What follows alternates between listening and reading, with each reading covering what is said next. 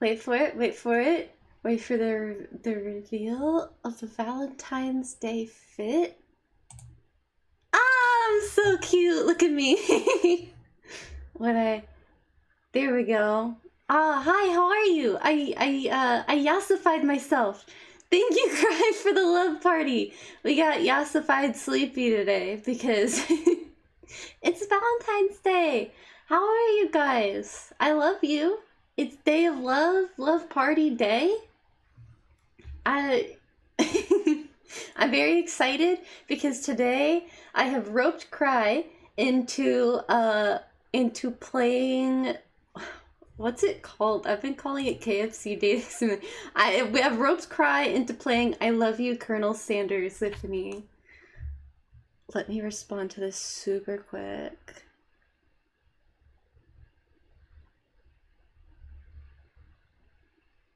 Okay.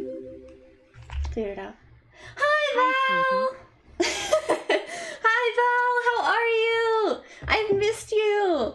Thank you for the sub, I appreciate it. You're on a 5-month streak, broski. Hells yeah. And what a good day to resub to, the day of love. We're showing so much love today, and today I'm finally gonna get a boyfriend, and his name is Colonel Sanders, and I'm so excited because he is finger-licking good, delicious man, beautiful boy. I don't have it. I kind of thought that I was gonna have more to say at the beginning of stream, and I actually don't.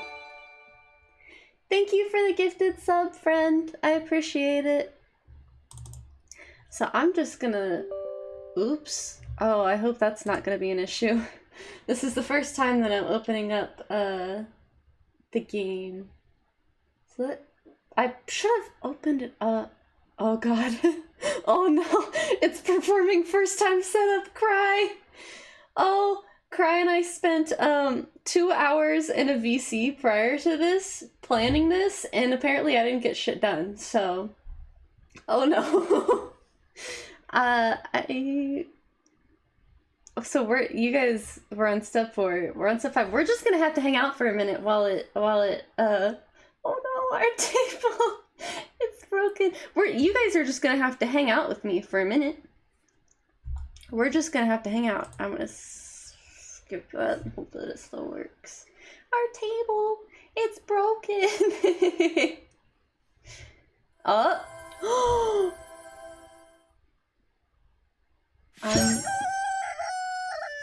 Oh, it's so loud.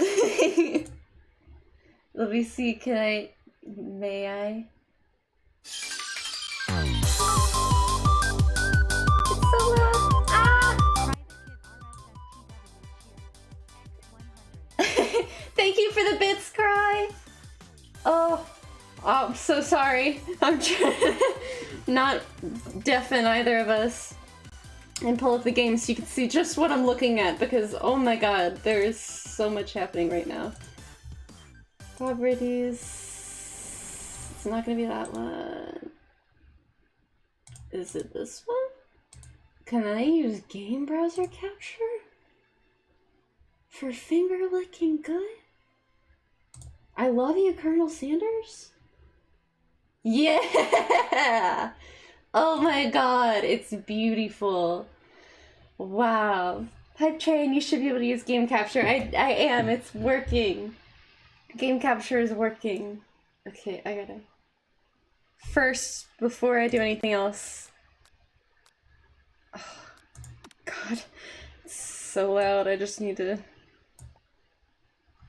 turn that down. That's gonna help significantly. That way I can have Cry turned up loud and the game's still low. Cry also has some special funsies surprises for this, so be excited. Let me call him. I clearly was not as prepared for today's stream as I thought I was. I'm so sorry. But it's okay. We're gonna have fun. We're gonna get me a boyfriend. And he's gonna be Colonel Sanders. Sexy Colonel Sanders. Look at him. He's so pretty. Anime Colonel Sanders. Okay, Cry. I'm calling you now. If you don't pick up, I'll cry. Yay! Hi, Cry! Hi. Oh my god. Cryena? Is Oh my god, Cryena? Is that feminine yassified cry? How are you? Oh, I'm doing great. This stream's gonna be a fucking mess. Okay. It's just the voice changer is so stupid. It's so stupid. Okay. I'm really glad Colonel Sanders is a yassified voice. Thank you. I'm so appreciative. I was planning on recruiting a bunch of people to help me voice act this, but honestly I waited until like the day before, and last night I texted Cry and was like, would you be interested in being Colonel Sanders? And he was like, yes. So Of course. we have Colonel Sanders. We have Colonel Sanders, and then I guess I'll be playing most of the other characters. Unless you have any particular character that you have like an amazing voice for. I think so, yeah. There's a robot character I could do. Oh, hell yeah. I'm gonna turn that down even further because that is so loud. Okay. Or if you want something Musical I can do. Oh, Just regular with the magic chords. Oh my god, I kind of like it. The magic chords are great, huh? Okay, robot. Okay, before we get excited about the robot, we can start. Piper can't shout on here, but she says hi. Hi, Piper. I love you. How are you? Before we get started, tell us your name. Sleepy. Yeah. Wow, that looks delicious. I love KFC. Love chicken. Today's stream sponsored by KFC. No, they're not paying me. They're not fucking sponsored. They're not getting free content out of this. Oh, how badly is this lagging? Is this lagging really bad? No, it's not lagging. It just takes a while to load. Oh, okay. They really wanted you to get the chicken and biscuits. They really wanted us to really absorb the chicken and biscuits. What do you put on your biscuits? Do you raw dog them, or do you put like jelly or something? How do you take your biscuits? Do you raw dog your biscuits, or are you a fan of butter? Okay. Anyways. Hate the raw. Ew. I bet your mouth's I mean, dry. I bet your mouth's dry. You gotta put butter on them or something. Okay. You sleep softly as the morning sun casts a warm glow through the window of your modest student apartment. The world is peaceful and serene. You could stay in this moment forever. Or you could wake up now. Now. Your first day of culinary school is no time to sleep in. Shit. Smack that clock up and at him, or throw the clock out the window and stay in bed forever. Well? You slept through the school... You slept through the school year and gave up on the once-in-a-lifetime opportunity to meet Colonel Sanders. Holy shit, how tired was I? God damn, I've done that before. Okay, let's try that again. My bad. We're off to a rough start, Cry. We're off to a bit of a rough start.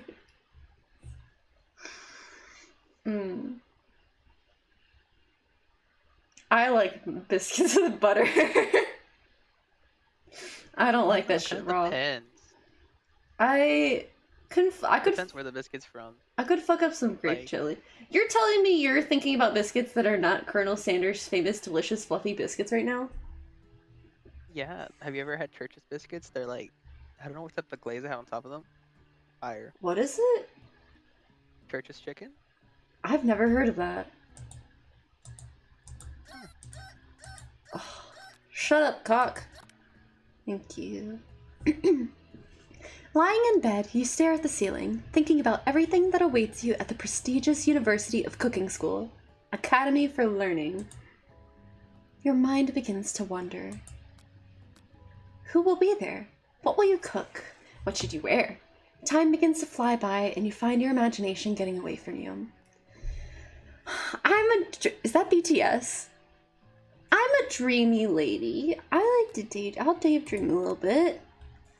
It's here, finally. Your first day of culinary school. So many dishes to prepare, so many students to meet. Your mind is swimming with possibilities when you realize you're running late. You grab a biscuit and burst out the door in a hurry. That better not be a dry-ass biscuit.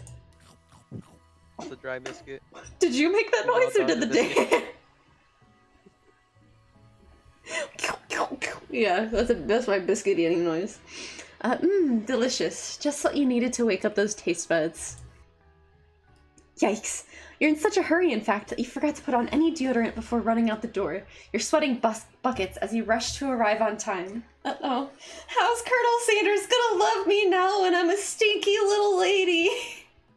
No! Standing in the quad, you gaze upon the magnificent University of Cooking School, Academy for Learning. It's beautiful. It's very big. Here comes your lifelong best friend forever, Miriam. She's the most adorably awkward person you've ever met, and you absolutely love her for it. She is cute. Look at you go, girl. I forgot I typed that in all caps. Good morning, Sweepy Uwu. Are you excited for the first day of the rest of our lives? Actually, I'm... Because I sure am. Excited, a little nervous. Okay, a lot nervous. What's the... It's just that this morning I made breakfast for myself, but... Well, when I ate it, I couldn't taste any love in the food. What if I'm no good? What if I fail? Classic Miriam. Raised by master chef parents, she's always held herself to a very high standard. Girl, why are you crying? We haven't even been here for 5 minutes. Breathe. It's okay. The first day of school. What do you expect? Well, you gotta wait to have something to cry about first. Ever since we were little babies playing together and you rescued me from that quicksand box, it's been clear to me that you're the most loving, caring person I know.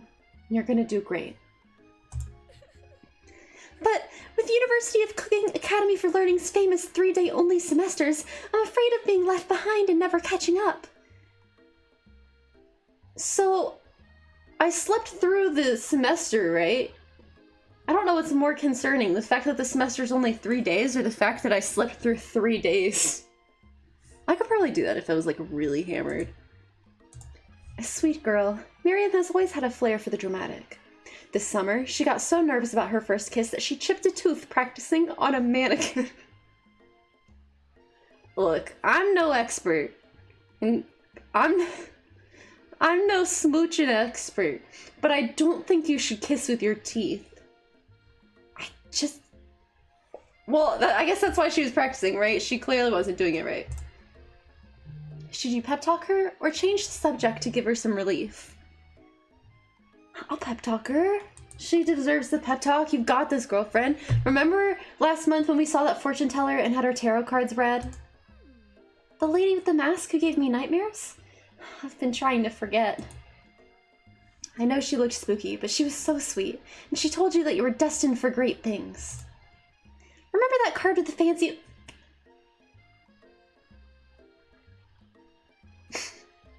Remember that card with the fancy-looking tower?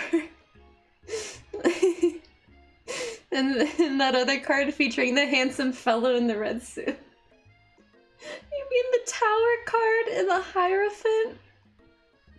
I don't think it's the Hierophant, I think it's the devil. Oh, that's significantly worse!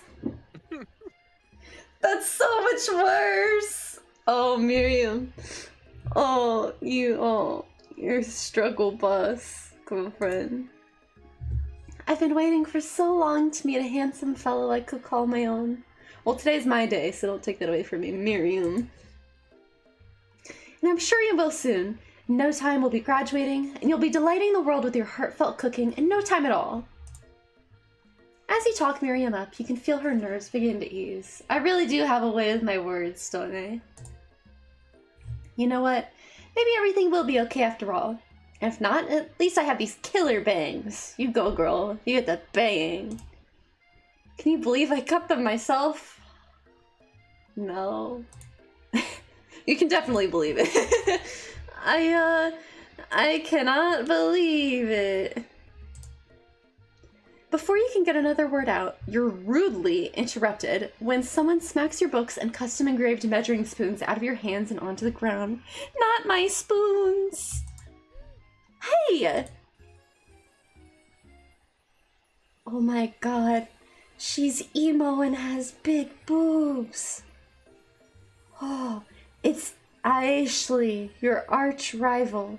She's totally evil, but you can't help but be filled with jealousy. She can get anything she wants, and she knows it. Ashley's kinda... villains to lovers arc, maybe? Villains to lovers arc, mayhaps? Villains to lover arc. This is gonna That's turn also into a different Ashley. game. Not when it's spelled like that, no fucking way. Ashley. Ashley. Hello, Ashley. If your parents chose... God damn, she's thick. I like her chicken thigh highs. What was I talking about? I'm sorry. I got distracted by... Oh, if your parents name, like, spelled your name like that, clearly you have problems. Or you're going to. They set her up for her villain arc. It all started in the kindergarten when I started calling her Ashley. Oh, I didn't see their chicken shins. God damn. You leave Sleepy Uwu's shins alone. They're perfectly normal shins. You gonna call me chicken shins when you have chicken thighs? Bold. They're kinda... Ugh, you can't stand Ashley. Even her name is annoying. You know for a fact that it's actually Ashley, but she had to add extra letters to make herself feel better than everyone. See, articulated it better than I ever could have. Exactly what I was saying. If anyone here knows what perfect shins look like, it's us. We're not gonna let you or your weird insults get to us. The next time someone's mean to me, I'm gonna tell them they have weird shins. Across the quad, you see Ashley's best friend, Van the Man. Oh my god. Does everyone in this game have a weird name? Yes, yes I do. I guess I can't even, like, judge, because I named myself Sweepy Uwu, but Van the Man has stopped to look at his own reflection in the mirror. His pants are so tight you can see him casually working out his glutes while he styles his hair. No lie, they're rocking glutes. Can we get a 360 of the glutes? Van! Would you like to be Van as well? I can be Van. Okay. You rang. You've never been sure what their arrangement is, but as long as you've known them, Ashley and Van have been just as close as you and Miriam, but substantially more devious. Thank you for the love party. I appreciate it. I appreciate you. Thank you. It's love party day. It's love party day. My shirt, my dress matches the love party. We're just having a grand old time. I can't believe that University of Cooking School Academy for Learning would ever allow people like you to attend as students. I know, right? You'd think they'd just hand us our diplomas now. Or... Sorry, Van, go ahead. I have to wait for a bit to catch up. No worries. Almost Maybe hire us as professors. Your amateur could learn a lot from us. Oh. God, he does have some thick thighs. God damn. Oh, thank you for the stretch, Piper. Yeah. You have to stretch too, Cry. Okay. With the first day of school about to start, there's just not time to properly tell these two off, so you resist the urge. I can't waste my energy of Whoa, left chick. See, Dylan and I have similar tastes. Let's go, Miriam. Psh, see you later, losers. Oh. As you approach the door, you see a goofy-looking kid pushing hard against the window directly next to it. Hi. I like your juice box.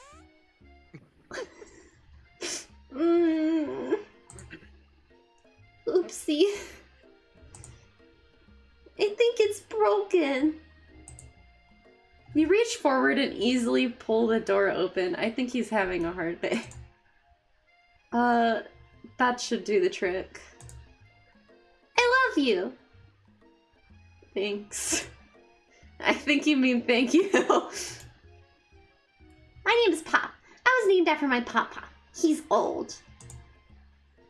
Could someone like this also be a student at the school? He must be one heck of a chef. Also, his name tag clearly says Bob, but I guess he's reading it upside down. Hi, Pop. I'm Sweepy Ulu. So, are you going to make me hold this door all day, or? Nope. And with that, the young man walks into the building ahead of you. Is it just me, or is he kinda cute? Miriam, he's like 5. He's like 5, and he was pushing on a window. Miriam's taste in men is like her bangs. Bad. Clearly, Miriam and I do not share the same the same tastes. I like adults. Sorry, Miriam. I think it's just you. You both shrug your shoulders before following him into the building. You stand at the edge of the room, unsure where to sit. Other students wander in and keep themselves busy chit-chatting. Is that Nicolas Cage? Oh! A scruffy... No, Oh, what? I remember who it was. Oh, okay. It's like a music dude. I'll try to remember later, though. Gotcha. A scruffy-looking pooch with weirdly human eyes takes his place at a podium at the front of class. Adorable! Now, quiet down, everyone. Sprinkles is fucking cute. Who is this unreasonably cute pup, and why is he in our culinary class? Do you think he has to wear a hairnet? If dogs had to wear a hairnet, would they wear it on their whole body, or just on part of it? I think it's part of it. Yeah. You must be Sprinkles, head instructor and CEO of UCSAL. Please, call me Professor Dog. I may be cute and little and fluffy, but I still demand respect. Woof. What? A cute dog is our professor? This is the best school ever. I guess only a dog's nose is capable of picking up all the nuances of fine dining. Out of nowhere, wind begins to rush around you as a swirl of cherry blossom petals fill the air inside the classroom. I'm chilly. Someone close the window. And then... Daddy! He walks in. You're immediately swept up in the aura of this new student and his remarkable goatee. Who knew anyone could be so handsome? Time stands still. Hey, I love me a man with a goatee. It's him! It's... If it isn't my favorite student, Harland... Colonel Sanders interrupts Sprinkles. Sorry, Professor Dog, before he can finish his sentence.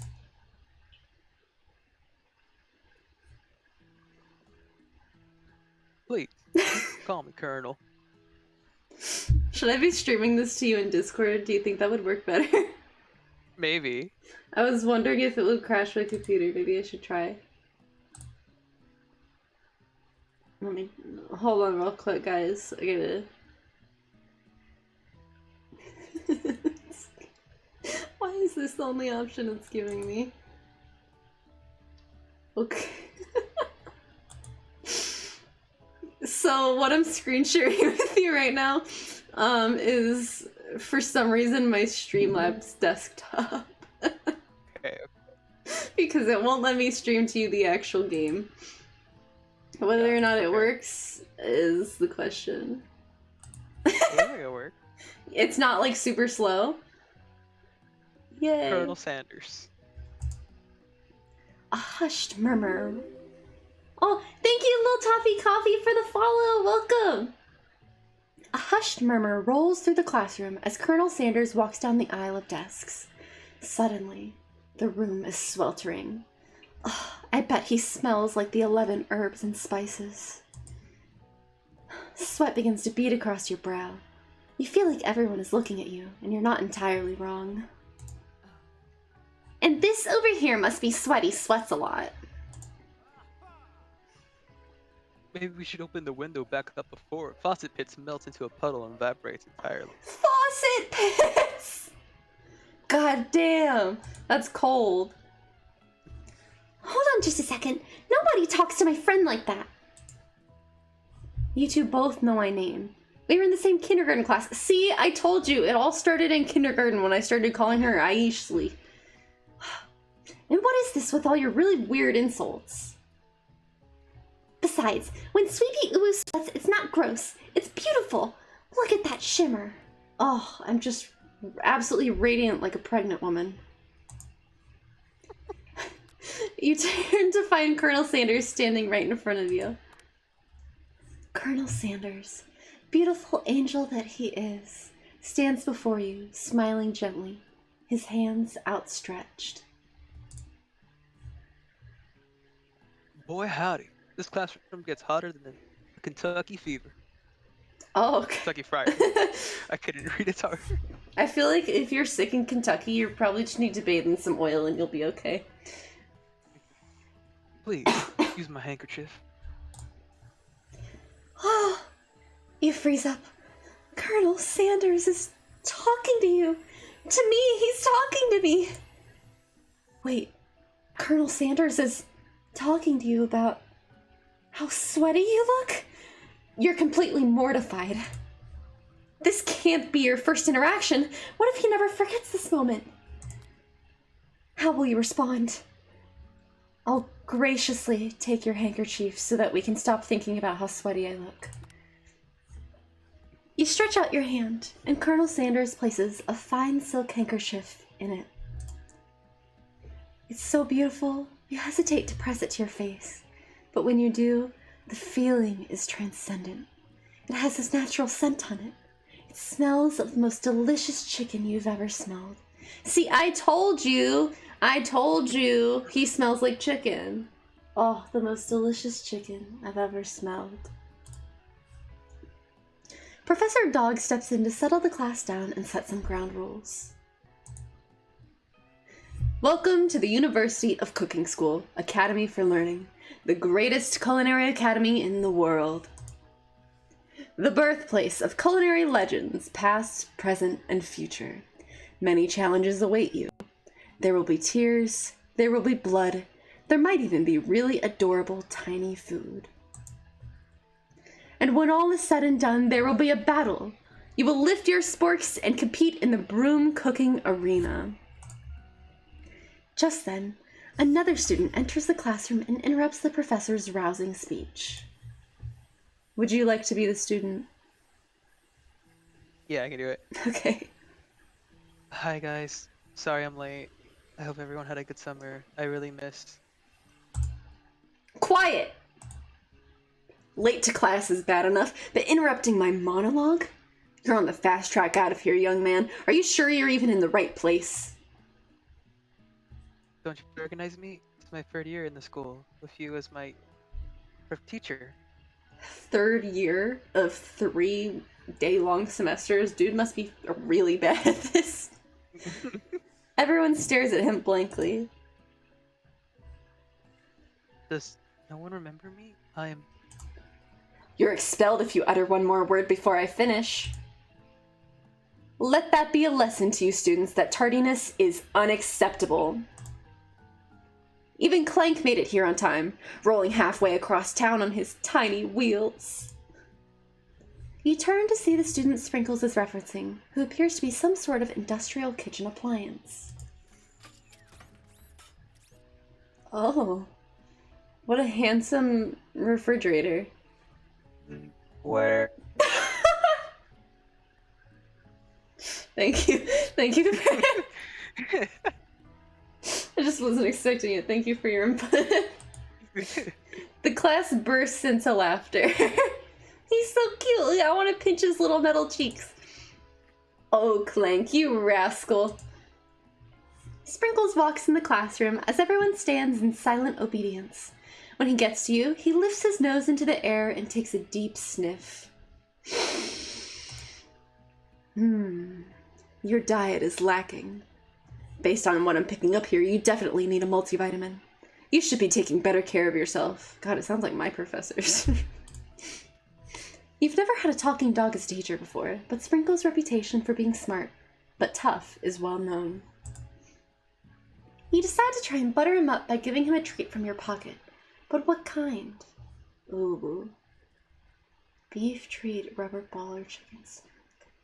I feel like, in the spirit of the game, we gotta choose chicken snack, right? Chicken snack. You reach beneath your apron and return with the chicken snack in your hand. Sprinkles' eyes go wide as he locks onto it. His favorite! I knew it! Well, well, well, I think there might be some competition for new star student. The furry professor immediately devours the snack, leaving your hand slick with a coating of warm doggy drool. You see the other students eyeing you jealously, but pay no mind to them. If they wanted to succeed in life, they should have learned the importance of carrying a range of dog treat flavors on them at all times. So true. Settle down, young chefs. Take your seats and prepare to have your minds opened to the amazing possibilities of culinary creation. As everyone rushes to claim their favorite seats, you're left standing at the front of the room. Only 2 options remain. Hey, Sweepy, ooh, there's still a seat here. Oh. It seems that no one... Oh, sorry, that's... No, my bad, G. Go on. Seems that no one has claimed this seat next to me, if you're interested. I just might be. 2 good options, but which will you choose? Miriam. My beloved best friend since the kindergarten. My dearest. You understand. I mean, Sprinkles did just say that I need a multivitamin. And I'm at risk of getting a healthy serving of vitamin D right now. Would you be mad? Would you be mad if I chose the vitamin D? She said a child was hot earlier. I'm sitting by Colonel Sanders. Weird champ. You move to take your seat by Colonel Sanders. It appears he brought no books, pens, or pencils. However, his perfect upright posture shows off a seriousness that makes you confident in his desire to learn. Thanks for offering me the seat. I've only had 2 rules. Do all you can, and do it the best you can. It's the only way you'll ever get the feeling of accomplishing something. That's so inspiring. A little off topic if you ask me, but okay. As soon as you've settled into your seat, the professor makes an announcement. Think fast. It's time for a pop quiz.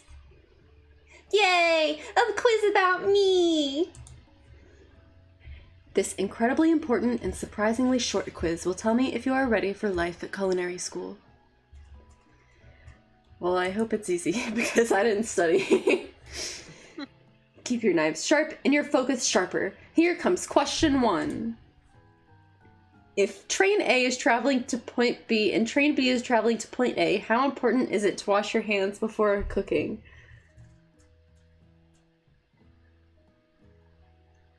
Is this one of those trains where they like do the murder mysteries on? I want to take one of those trains. I would say The murder mystery train. Yeah, you know what I'm talking about? Did I make that up? I've heard that. That's a thing, right? That's a thing. Cool. That's right! So true. Forest is to tree, as chicken is to feather, night vision goggles, or slam dunk. Feather. That's right, because feathers are like a forest of trees on a chicken skin. Poem by Sleepy. Thank you, everyone. What is the most efficient eating utensil ever created? A comically oversized fork, a meat tenderizer, or a spork? Well, it depends on what you're trying to do, really, but I would argue a spork. That's right! Yeah! Oh, what food is best for a broken heart? Anything as long as it's prepared with love and not too much salt. Camel meat, or a pancake that looks like a silly face. I'm not bashing on camel meat. I've never had a camel meat. But I think if I was sad and someone said, would you like to try camel meat? I would be a little confused. A pancake that looks like a silly face really fills something in my soul. But I don't think that's the right answer. I think I'm gonna have to say anything as long as it's prepared with love. Because let me tell you, I once cooked a absolutely delicious bowl of ramen for my sad friend, and I put so much love in it and she felt better. So, speaking from personal experience, that's right. Absolutely is. If you think I won't cook for you, you're wrong. I'm just a bad cook, so it just might be bad. Sprinkle's a good boy. He's the best boy. That's right! Your total score is a perfect 5 out of 5! Oh my god, my ego's gonna be so big by the end of stream. Oh, I hope Colonel Sanders praises me. I'm not saying I have a thing for praise, but Colonel Sanders. Oh. Wow. Be honest, did you cheat? No. No, not even a little. You look up to see that Colonel Sanders has been watching you tally your score. He's impressed.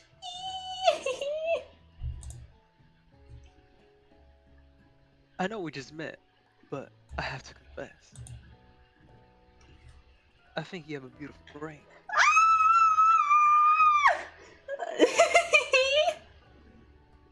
Oh my god, thank you, Colonel Sanders. Whoa. Hot diggity, Sleepy Uwu. You just scored some major Colonel Sanders points with that performance. Oh my god. I am no longer gonna be vitamin deficient by the end of stream today. Oh my god. May I have your attention, students? I have an important announcement to make. Time for lunch. Wow, that was fast. Is lunch like a graded course here? Wow. The cafeteria is as nice as any restaurant you've ever eaten at. It makes sense that a school dedicated to cooking would be serious about eating. A delicious fragrance wafts through the room and tickles the end of your nose. Your mouth waters. Do you smell that? That must be our lunch. It smells crazy good.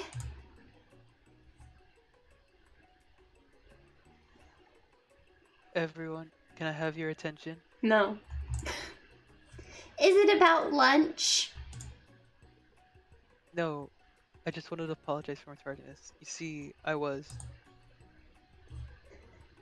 Howdy, folks. I'd like to make an announcement. Hey, It's about lunch. I'm listening. Everyone cheers. But Shh! Lunch, lunch, lunch. She said shh. In honor of the new semester, I have prepared something special to share with everyone for lunch. OMG. That must be the smell that I smelled. Indeed, that's the smell. You hold your breath, waiting to see what food this mysterious student has created. You've heard that he's very talented. But were the rumors true? In this. Colonel Sanders lifts a large bucket above his head. Its contents glimmer in the light. Piled high are huge pieces of chicken, breaded and fried to a crispy golden finish. The aroma envelops you, and you begin to feel warm and safe. Colonel Sanders has filled a bucket with chicken? What a novel concept. Your stomach begins to grumble as if to say, stop thinking and start eating.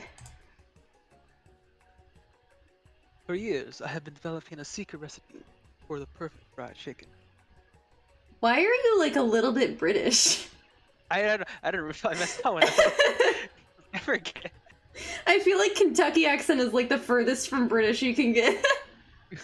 He's just built different. It's okay. God, those big hands. I bet he could pick me up so easily. By my calculation, nothing less than 11 herbs and spices are required to achieve the perfect balance of flavors. You look around and notice that every other student has a pen and paper and is scribbling notes as fast as they can. But that's all I'll say about that.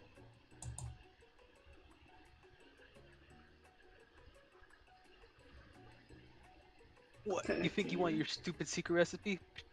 Nah, my dude, nah.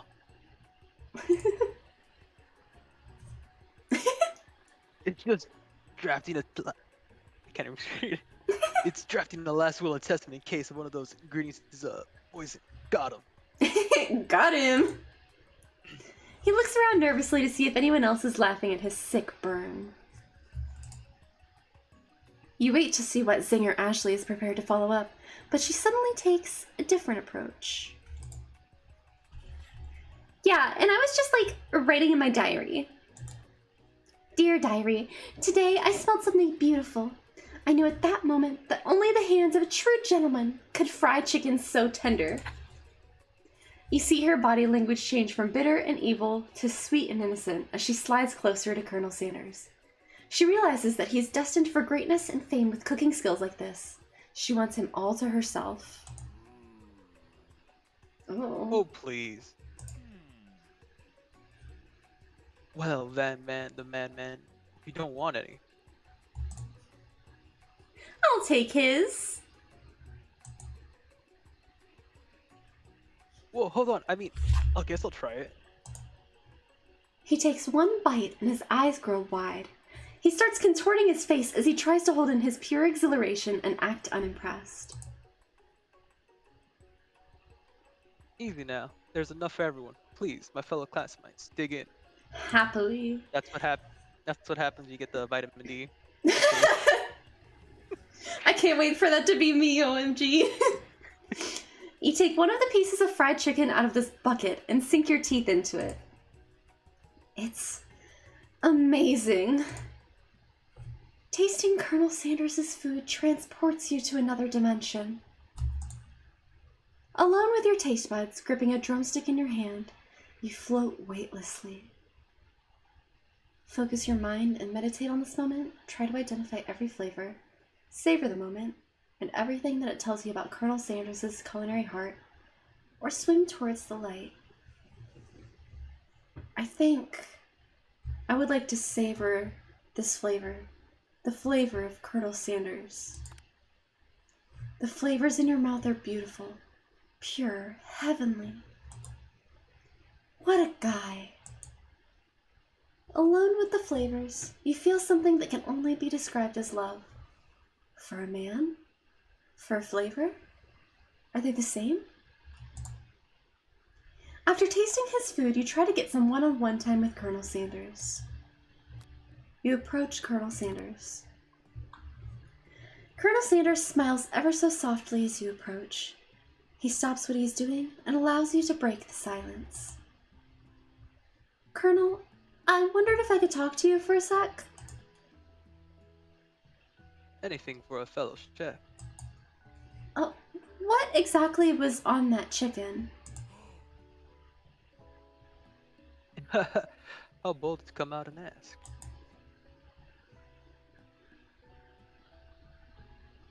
It's an idea I had for a new combination of flavors that'll make me a fortune and establish my legacy for all time as I open a chain of highly successful fried chicken restaurants. No big deal. What is this? What? Hold on, where did What, this his come staff? from? His staff? Staff? His chicken staff? Where did that come from? Just pay attention to it. It'll come in handy later on. Oh, what that chicken staff do? It's just you and me here talking. I can keep a secret. In fact, I've got some of my own that I'd be willing to trade.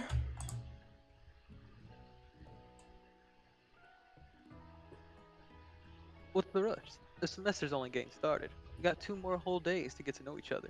I don't like this stink eye that he's giving me. He's clearly not going to give it up easily, but it doesn't hurt to be persistent.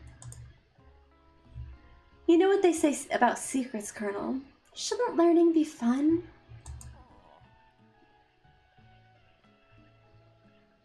You got moxie. I'll give you that. Colonel Sanders looks both ways to make sure you're truly alone, and then leans in. You can feel his warm breath as he whispers. Just one ingredient. But you can't tell. I use. It's stuff my great-grandmother taught me. Oh my gosh, you use redacted spice too? Wow, you'd never have guessed that. In fact, you're not even sure where you'd get some if you searched.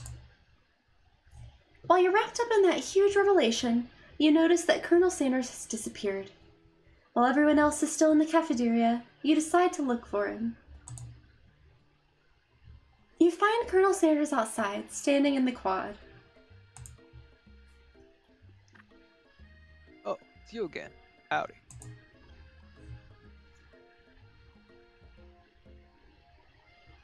Sometimes I like to come outside and look at the other school buildings.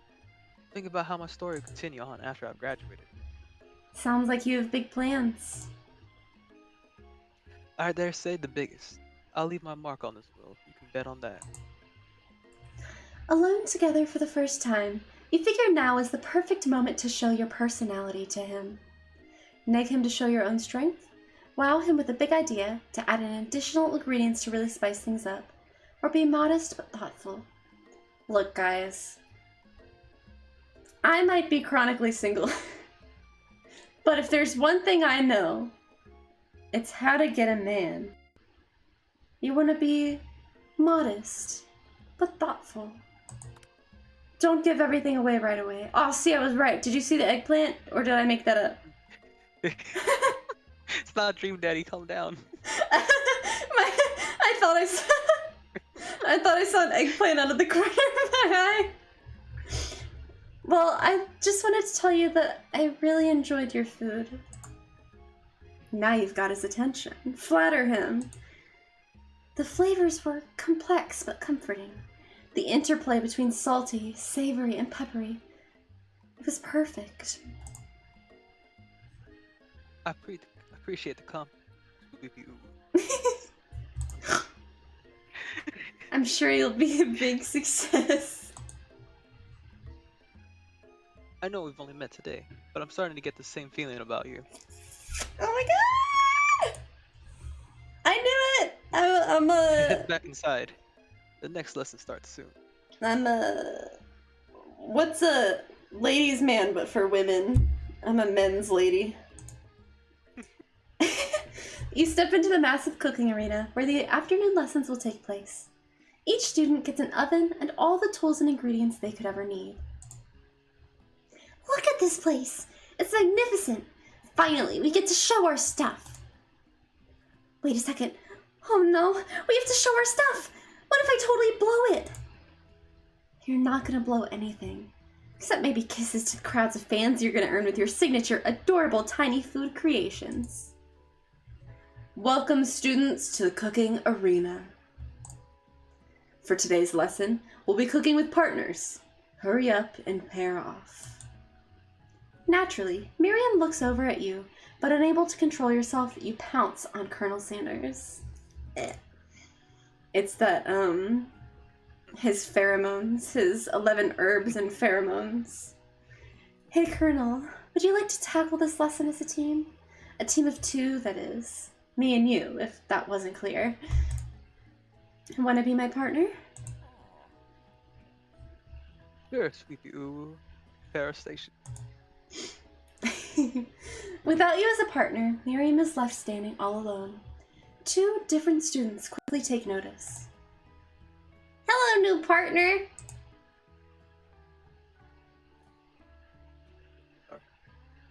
Beep boop. Damn. Oh my, 2 potential partners? I'm so sorry, gentlemen, but I don't know who to choose. Looks like you have to pick for her. Friend duties can be a little awkward, but that's the price you pay for not being alone forever. Who do you want to ask to be Miriam's partner?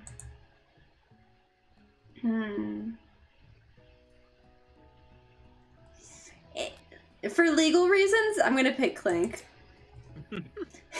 Sorry, Pop, but I think Miriam will be partnering with Clank today. It's okay, I already ate. It's not entirely clear if Pop has any idea what the point of school even is at this juncture. Clank is clearly excited to have some attention. He heats up and begins to roll back and forth. That's so cute. Is he a sink or a refrigerator? What are you? Warp, warp, warp. Yeah! Hold on there, fella. We don't even know the assignment yet. Technically, Clank might not have a face, but there's something charming and earnest about him.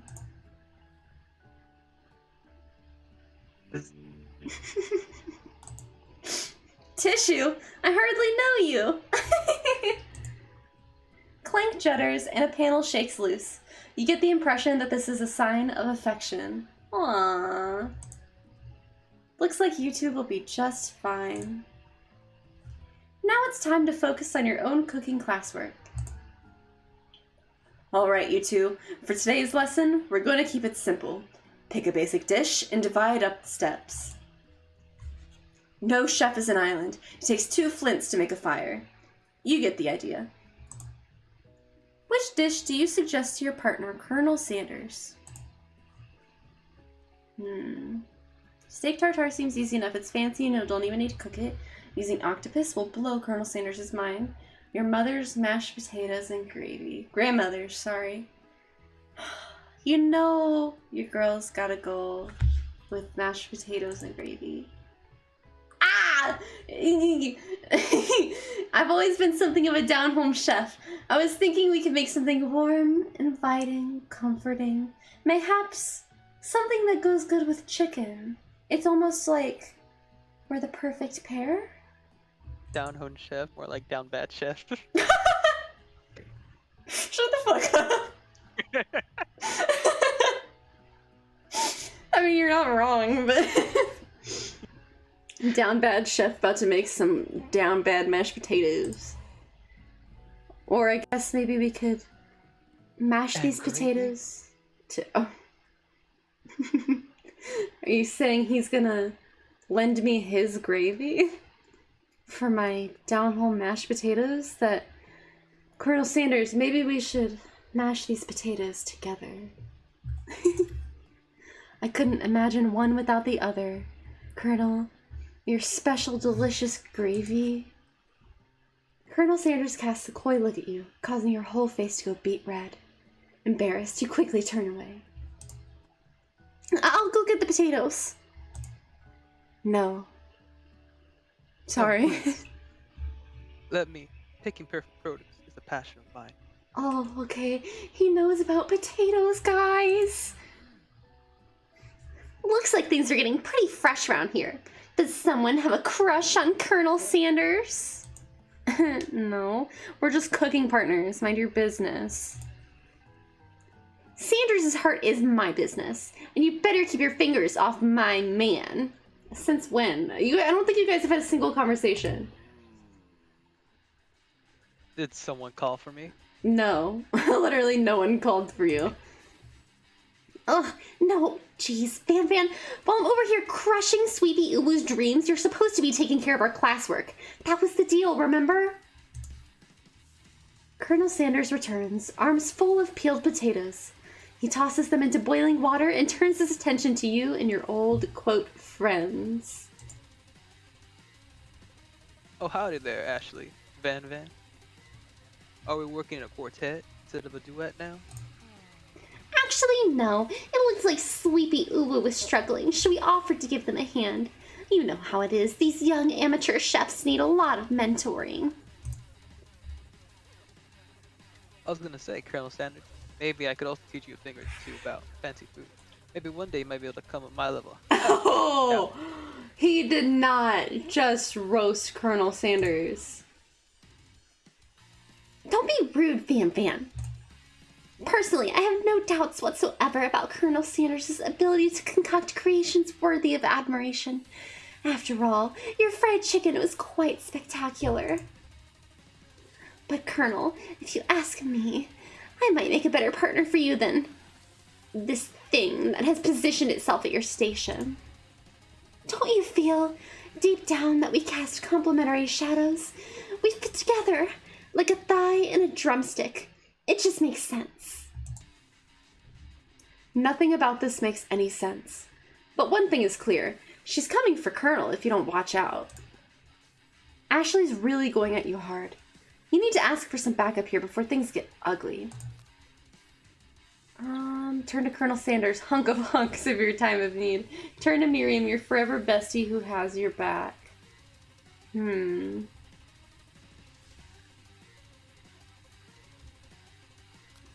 Colonel. I'm here to learn and express myself via my cuisine, not bicker with prima donnas. Prima donna girl. Partners were chosen at the beginning of class, so let's all respect the format, okay? You turn to Colonel Sanders to confirm you're on the same page. I chose Colonel Sanders, and Colonel Sanders chose me. Isn't that right? A businessman respects all following. A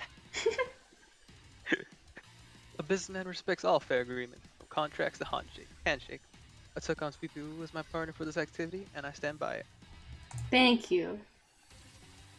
Based on your team's behavior, I say you're perfect for each other. Neither of you has Sleepy Oo's natural talent or their loyalty. He went in.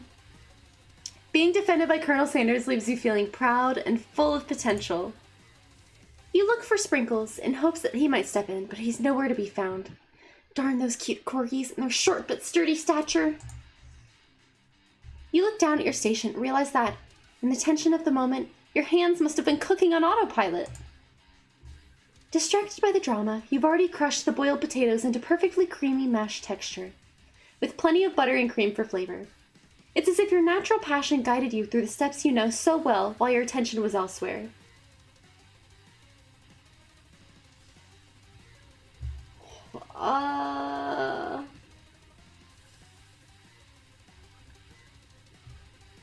It just occurred. Is my chat on sub only right now? Let me check.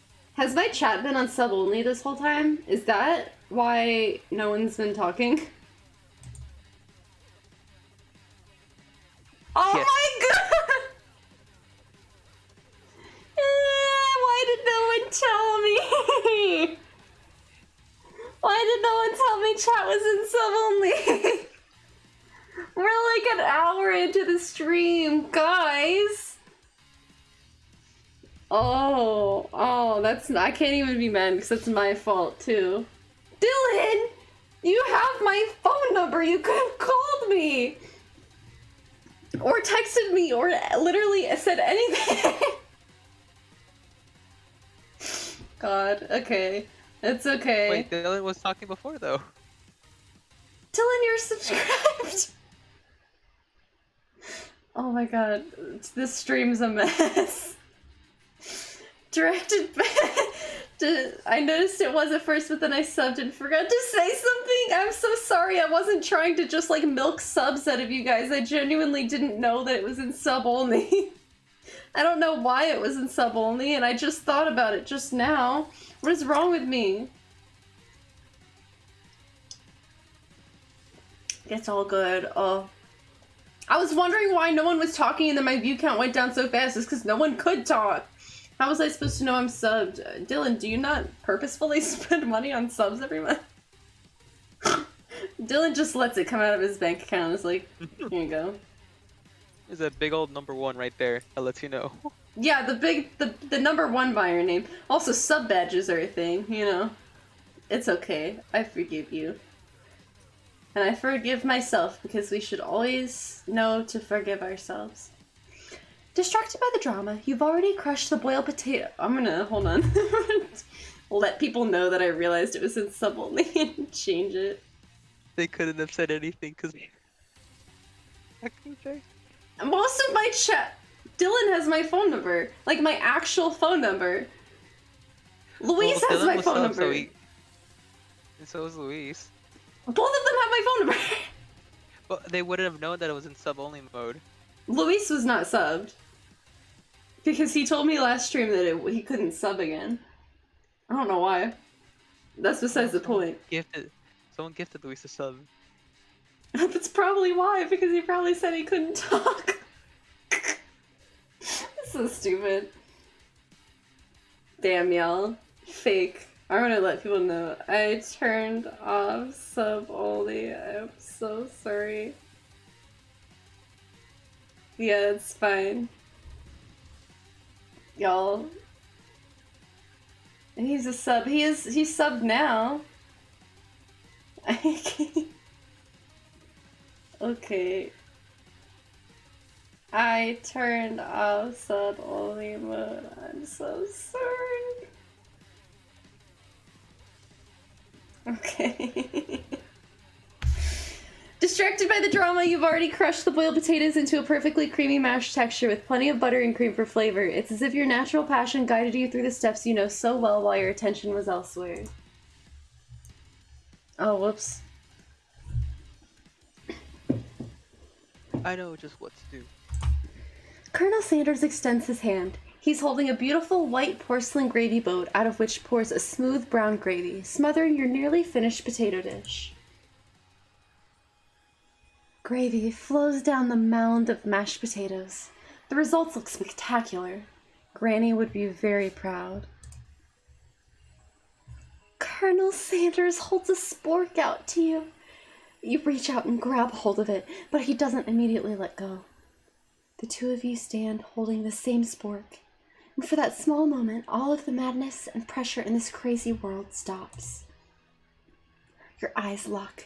The moment is electric. Time stands still. If you love something, set it free. Together, you dig the utensil into the mashed potatoes and lift a heaping sporkful up. When you see Ashley with a sinister look, you know she's plotting against you to be with Colonel Sanders.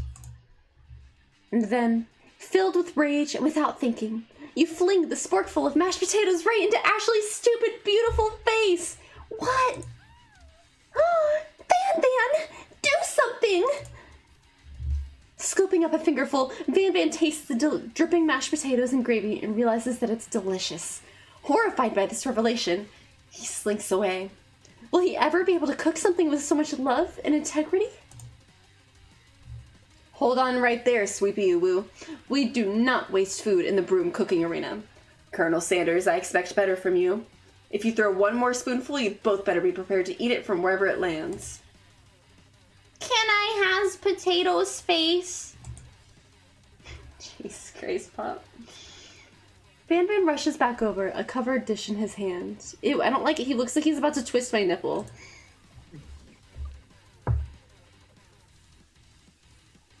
Ooh. Mashed potatoes with gravy? Pathetic. Just a few minutes I've prepared a full meal. Gaze upon my specialty. Braised tentacle of octopus in my silky salt water. I can't. You Oh, got sauce. this? No, yeah, I couldn't see because your hair was in the way. Oh my Played on a god. battle axe forged by Supreme Chef ancestors.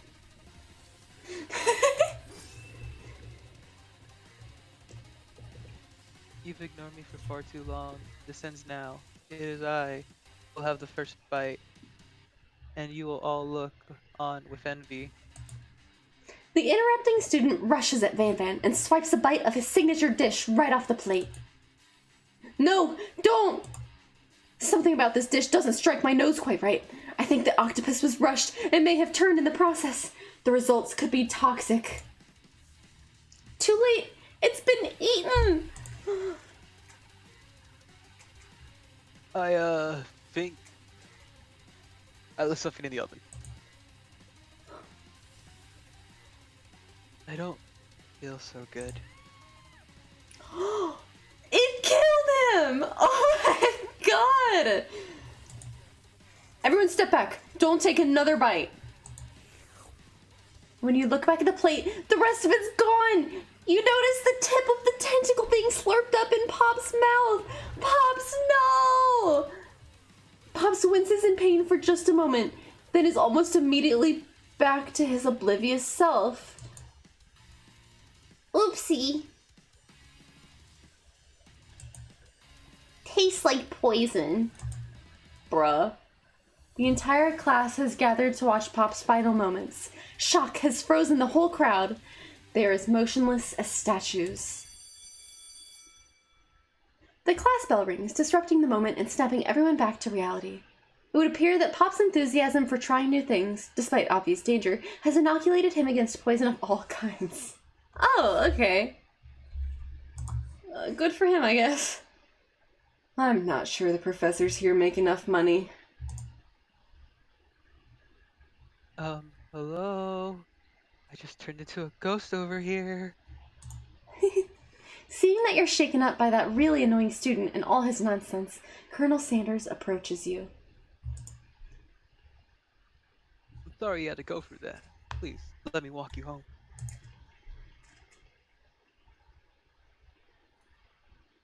What? Like, for real? Oh, come on. You follow Colonel Sanders out of the room. At night, the school building has taken on another vibe entirely. It's dark, and more than a little spooky. It's beautiful. Colonel Sanders stands in the quad's neon glow and speaks softly. Those mashed potatoes you made in class today. Before you go on, I want you to know, they're not a great representation of my skills. I didn't even realize I was making them. They were amazing. Tasty though? Reminded me of why I became so passionate about food to begin with. Colonel Sanders is getting choked up. Cooking is obviously important to him in a way that you find inspiring. Now might be the perfect time to tell him you're developing feelings for him. Colonel Sanders? Yes, sweepy uwu. There's something I need to tell you. Bro! Hold it right there. Why are you interrupting my love confession? There's something I need to tell you first. Oh, jeez. You see, when I was a boy, I had a dream one day I would be the greatest chef the world has ever seen. And every day, I've been working towards that dream, day and night, never stopping, never resting, lifting lots of weights, like so many weights. I can tell. We should follow our dream, follow our hearts, that our souls may grant them like wishes, floating like a shooting star. Hey, no, you. Shut up, I'm the only one here to say inspirational stuff and the star of the story. Oh my god, he's gonna go Super Saiyan. Are we forgetting that your cooking literally killed the guy? You can't prove that. Well... I also saw you kill that guy. What was his name? Somewhere in the distance, you hear a long, sad sigh. Forget him. Talking about me. Me. I'm the hero. The spork monster is here to fight a hero! What the fuck? Oh my god, ew. I think I left the fridge door open. Later, nerds. How dare you threaten me just as I was letting down my guard and connecting with another chef on an emotional level. Be afraid! Be very afraid of me! Because I'm a monster! See? Is he rhyming on purpose or is that a coincidence? But before you can discuss syntax any further, it's a turn-based fight sequence! Oh my god! What will you do? Attack! You decide to go on the attack. Which attack will you use? Cook with love! Cook with love does 1 damage. That's it. It just got real. That attack really upset Spork Monster. Spork Monster goes on the attack. They spit hot gravy at you. You take 1 damage. What happens if I defend? I decide to defend. Which defense will you use? Trepidation. You continue to stay back and endure whatever comes your way. Seems like a pretty weird strategy, but okay, sure. You do you. Spork Monster focuses their mashed mind and draws an energy from Mother Earth itself. They grow larger and more intimidating. How will you respond? I'll attack. Cook with love. Spork Monster is no quitter. Buffed up and ready to rumble, they go on the attack once again. Spork Monster uses Utilitensile. You take 2 damage from the attack. Holy shit. If you take much more damage, you're not going to survive the battle. You decide to go on the attack. Cook with love. Spork Monster is oozing cheese sauce onto the lawn of the quad. I wonder who's gonna have to clean that up. Feeling vulnerable, Spork Monster prepares for its ultimate attack. Rounded Edge. Oh my god, the Wow, stab! villain. Your reign of terror stops here. Ah! Colonel Sanders summons the energy of 1,000 chickens! A 5-power pinch! Does 10 damage! Spork Monster is defeated! Colonel, you saved me! Why? You saved me. An injured Spork Monster spews steam into the night. Spare this wretched beast. You manage to tamp down your disgust at the sight of this gnarly beast long enough to realize that he's still a living creature with a pure soul who deserves your pity, not your wrath. Be gone, beast!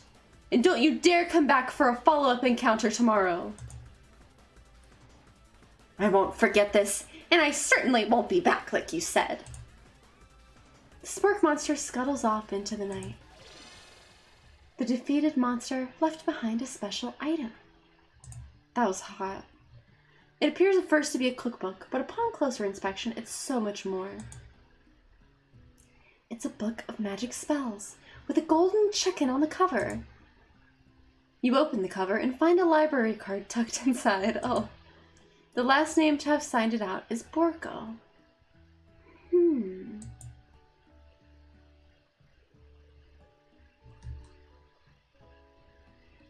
Borko. That name sounds strangely familiar. I wonder... Your blood is pumping as you stand in the quiet of the night, holding the mysterious book in your hands. As you come down from your battle buzz, you realize that your final attack has left you completely depleted. Without any energy to keep your eyes open, darkness overtakes you. The image of Colonel Sanders flashes before your eyes as you fall asleep. Oh my god, are we gonna cuddle? He must have helped you get home. In your tired state, you don't know if you could have made it without him. What a guy. You want to thank him, but you don't have the strength to utter a single word. You feel your covers being pulled up over you as you are tucked in tightly. Good night, my Colonel. In your dream, you're together with Colonel Sanders. For some reason, Sprinkles is also there, instructing your love. Dreams are weird. Oh my god. You awake on day 2 and attempt to process that was all in the first day? What a busy first day. You awake on day 2 and attempt to process the wild visions you had. Were they memories or premonitions? And then there was that secret ingredient that Colonel Sanders went ahead and told you outright. Not much of a secret, huh? It's probably just because he already trusts me so much. Sure, that makes sense. We'll go with that. You meet up with your bestie in front of the school. Before you can tell her about the encounter with the Spork Monster, she launches into a story of her own. Okay, I know this might sound a little strange, but I think I might be, I think I might like Clank. Like him? Like? I know, it sounds like it's moving too fast, but there's something about him. I like him. Like him. We got to talking after class, and he's actually a totally sweet guy. Not only that, but he's really smart. He told me all kinds of stories about Colonel Sanders. Did you know that Colonel Sanders was the most popular kid at his high school? No, but that does make complete sense. Yeah, but he was so popular that he was voted prom king at a school he didn't even go to, and was also the convertible that he himself rode in at the front of the homecoming parade. Oh. I'm thinking maybe something got lost in pressure cooking language translation there. Yeah. Either way, maybe it'd be best if you took it slow with this new boy. Like I am with Colonel Sanders. You and Colonel Sanders? The coolest guy in school? The most famous student to ever attend University of Cooking School Academy for Learning? You're a thing now?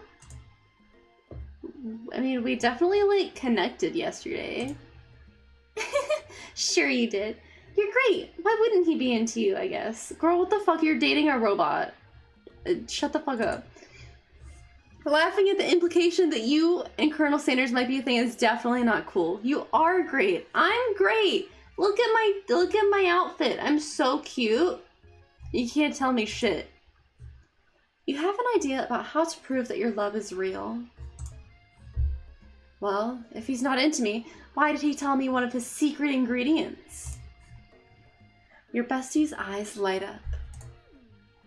A secret ingredient? Yeah, I just said that. A secret ingredient. Is there a dramatic echo in here? Miriam checks to make sure you're alone before continuing. So this summer, while I was on vacation with my family, a lovely man approached me in the botanical garden where I was wandering. This can't be good. He told me all about his passion for spices. Secret spices. The man even gave me some to show me what he meant. He said it was a powder created from super duper rare dried flower petals, and that if I did him a big favor, I could have some of my own.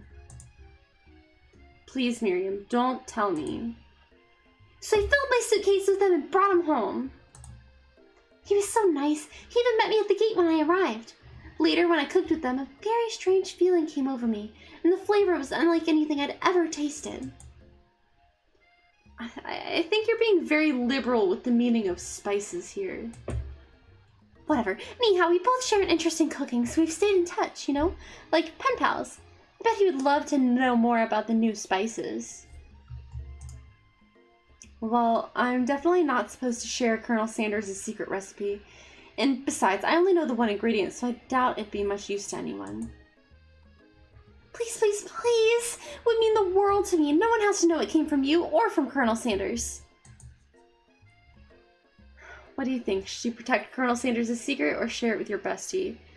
I mean, I don't want to lie to her, but also, like, I'm definitely not going to break Daddy Colonel Sanders' trust. I guess I'll just make up a fake ingredient. You quickly think of a fake ingredient name. I don't know, how about... It was Eye of Newt. I know it sounds like some kind of witch's potion, but what can you do? Eye of Newt. Wow. Her eyes light up, imagining such a thing, and you figure that you've satisfied her curiosity and she'll move on. You know, Eye of Newt is actually a real thing. It's mustard seeds. However, she immediately turns around and does some thumb typing on her phone that you can't quite see. That's probably not good. Before you can ask her to confirm that she was definitely not texting secrets to other people, you've interrupted. A wind rushes in. Cherry blossom petals fill the air. Oh, it's Colonel Sanders. He's arriving at school on a horse. Stand back and admire his majestic glory or run to him. I think right now I just want to admire his glory. Colonel Sanders' horse is truly a thing of beauty. Without ever acknowledging that he's being watched, he does a short horse dance before dismounting with a flourish. He then slaps the beautiful creature gently on its rear, sending it running free into the countryside. You're so struck by the sight of him that you lose the ability to speak coherently. Oh. Oh. Oh. Oh. Oh. I didn't realize anyone was watching. Don't worry. He knows his way home. Oh. You're beautiful. I mean, what? You attempt to compliment Colonel Sanders, but the words don't come out exactly right. What a horseful beaut you have there. I mean, what a horseful beaut you have. Dang it, that's what I just said. Being a good friend, Miriam attempts to cover for you. Oh, Sleepy Uwu just gets really nervous around people that they like. Bro! Out here telling all my secrets and shit? What? This is not helping. I mean, they got food poisoning and were up all night. It was gruesome. You should have seen it. Ew. She gives you a wink and a smile as if to say situation handled. Can't blame a girl for trying. And with that, Colonel Sanders disappears into the school, leaving you and Miriam to follow. When you enter the classroom, you can see your two rivals, Ashley and Van Van, are doing something bad. By the way they're hiding, you know it must be really bad. Like, counterfeiting recipes bad. Experimenting with restricted ingredients bad. Summoning a demon bad? You try and get a peek over Van Van's hulking shoulder. But he sees you coming. Whoa there, little one. I'm not sure you're ready to handle this. Ew. Why don't you make like a bee and mind your own wax, honey? I'm gonna act like I'm not interested in them, but really I'm gonna try to get her closer looks. I wanna know what you're doing. You sit near the rivals, but leave your back turned to them. You even hear Van Van mutter something that sounds a bit like a magic spell. Hold on. Is Miriam in cahoots? In cahingles? With these two? This counts as just chatting. What's the game called? This game is called I Love You, Colonel Sanders. It did not have a category on Twitch that I could find, so we are just chatting. It does have a category on Twitch. Does it? I couldn't find it when I was trying to switch to it. But honestly, if I tried to switch it right now, I fear I might crash the stream. So for now, we're just chatting. Hello, friend. How are you? It was a category when I streamed it. See, I couldn't find it. Why couldn't I find it? Did I type it in wrong, maybe?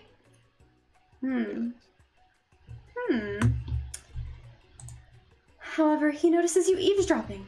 You try and cover your tracks and improvise an excuse. It's time for class, and you're distracting the rest of us who want to learn. Now you've upset them. Oh, and you're the Emperor of Cooking, are you? You make the rules? I'm not sure you know a good meal if it hit you. If it ate you. Being the best chef in the world takes more than just culinary skills. It takes creativity. It takes panache. And it doesn't hurt. He's a little evil. Your evil killed someone yesterday, so I don't know if I trust your cooking advice. You finally get a look at what it was they were hiding, and you instantly recognize it. It's a book. Just like the one you found after your encounter with the spork monster. That's the same book I found last night in the quad. Ashley immediately elbows Van Van, who hides the book behind his back. I don't know what you're talking about. That book is a family heirloom and its contents are secret. You notice that they haven't just been studying the book. They've got Pop pinned to the wall and they're tossing potato skins at him as he tries to catch them in his mouth. This feels illegal a little. We're playing! Before you can dig in any further, you're interrupted by the arrival of more students. It's almost time for class. Beep, beep. I'm never gonna get over that. Clank must be running late. He's in such a hurry that he rolls right over Van Van's meaty foot. Hey, watch it, you bucket of bolts. You watch how you talk to him. He didn't do anything. Womp. Who do you think you're talking to? I've never heard such language, not even from a stand mixer. Womp, womp. No, your mother was a stand mixer.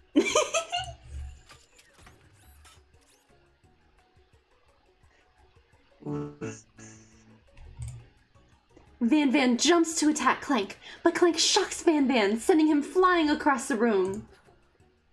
Protect me, Colonel Sanders! These crazed men are about to come to blows. I think it must be over for me, but I'm not interested in either of them. Ashley's tone has completely changed in an instant. She bats her eyelashes at Colonel Sanders. Surely he must know this is a ruse, right? Gentlemen, get a hold of yourselves. Save it for the arena at least. Or don't. Honestly, what do I care? I've got lofty career aspirations to focus on. So true, Colonel Sanders. Focus on yourself, King. And maybe I can help you with your business plan. Just then, Sprinkles arrives to signal the true start of class day. He's panting, which doesn't seem that abnormal. He's a professor, but he's also a dog. Students, please take your seats. I apologize for my late arrival. I spent the morning chasing a car all around town. My tiny legs are very, very tired. But I'm here now, and I hope you're ready to learn. Rub his furry dog belly. He loves it. After he catches his breath, Sprinkles regains control of the classroom. Without further ado, we'll review the global history of my favorite fowl. Fowl? Fowl? Foul. Fowl. The chicken. You want to pay attention to the lesson, truly you do. Which is why in 1776, at the signing of the Declaration of Independence, it was a chicken who first signed their name. But you can't help but daydream about Colonel Sanders, and you miss most of the important parts. When you come to, Sprinkles is holding a tray of food in front of you. Well, Sleepy Woo. Naturally, this appears to you to be a sample platter. Which item do you want to sample?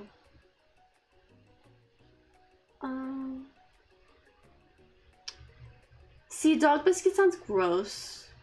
Glass of water sounds boring. But the problem with the shimmering pepper, I fear that I'm gonna get all hot and spicy and sweaty because I'm white and I can't handle spicy foods. Don't laugh, it's true. And then I'll get embarrassed because I'll be drooling in front of Colonel Sanders more than I normally do. A glass of Wawa. You grab the glass of water and gulp it down. It's cool and crisp, like the purest snow melted by a mountain spring. Why are you looking at me like that? Oh. Hey, that was mine. It was from my favorite toilet. You owe me $6. Sorry, Sprinkles. And you've got excellent taste. You think to yourself, geez, I should pay better attention. We all make mistakes. I'm sure he'll forgive you. Someday? Come on, it's time for lunch. Before anyone can relax, the cafeteria lights dim. And your rivals enter to make a dramatic announcement. Today's lunch will be prepared. Via timed competition cook-off. The level of theatrics with these two is off the charts. I feel like we're like, Team Rocket. I feel like Team Rocket right now. Step up and tell him you're on. A bit of lunchtime competition, eh? Count me in. If I have to wipe the tables with you fools before I set my lunch down, then so be it. I'm not the fool. You're the fool. Who you calling a fool? Uh-oh. Good one, Van. I like your gumption. Sweepy Uru. Thanks. I'll be watching your performance. I better perform well. Just as things reach a boiling point, Sprinkles steps in. Surely he'll put a stop to this madness. Now, students, please settle down. This is a lunchroom, not a sportsing court. Finally, a little sense. You breathe a sigh of relief. At least, not until we turn on the timer. Oh, just then a huge light blasts you in the face, flashing the words, "Timer ready." That's what I'm talking about. Ow! I stand corrected. The hard way builds solidly a foundation of confidence that cannot be swept away. And that's the original quote by me, in case anyone was wondering. I hope the message listens to victory. Like a diamond, I was formed under pressure, and now is my chance to shine. I will defeat you myself. You had his chicken. Okay, this music kind of slaps. You had his chicken and you made mashed potatoes and gravy on day 1, and you're feeling like you can really impress him again here. It's time to boil some water for the potatoes. Think fast. If the timer runs down, you'll be forced to pick randomly. Oh shit. What temperature does water boil at? 100 Celsius. That's right. But how would you have even gotten into this school without knowing that? Bro, I almost failed a chemistry class. It's the fact that I remembered that's incredible. Winner gets to rub my furry belly. Let that enticing offer motivate you. You're gonna need to season this chicken before you cook it. You don't know Colonel Sanders' recipe exactly, but you have an idea. How many herbs and spices did he say he used? 11. That's right. You may not know all of the ingredients yet, but at least you're headed in the right direction. Tail wagging intensifies. Now that you've got some basic steps going, it's time to elevate your craft. What state of mind offers the most flavor? Fuck, this is like a nursing exam. Gratitude. That's right. You must never take this opportunity for granted if you hope to succeed. Your classmates are rooting for you, but Ashley is simply stronger and faster than you. You'd better pick up the pace if you want to survive. When you were a child, your father told you to never forget where you came from. Every day, you meditate on his advice and draw energy from that place. Now would be a great time to harness that energy, so where does it come from? A small town where dreams are born. That's right. This is your shot, and you're not gonna miss it. Ow! You try to shut out the noise of the arena and focus on your cooking. What is the sound of success? Sizzling. That's wrong. Fuck! Don't make me get the spray bottle. Next question. You notice Colonel Sanders out of the corner of your eye. I'm so sorry, Colonel.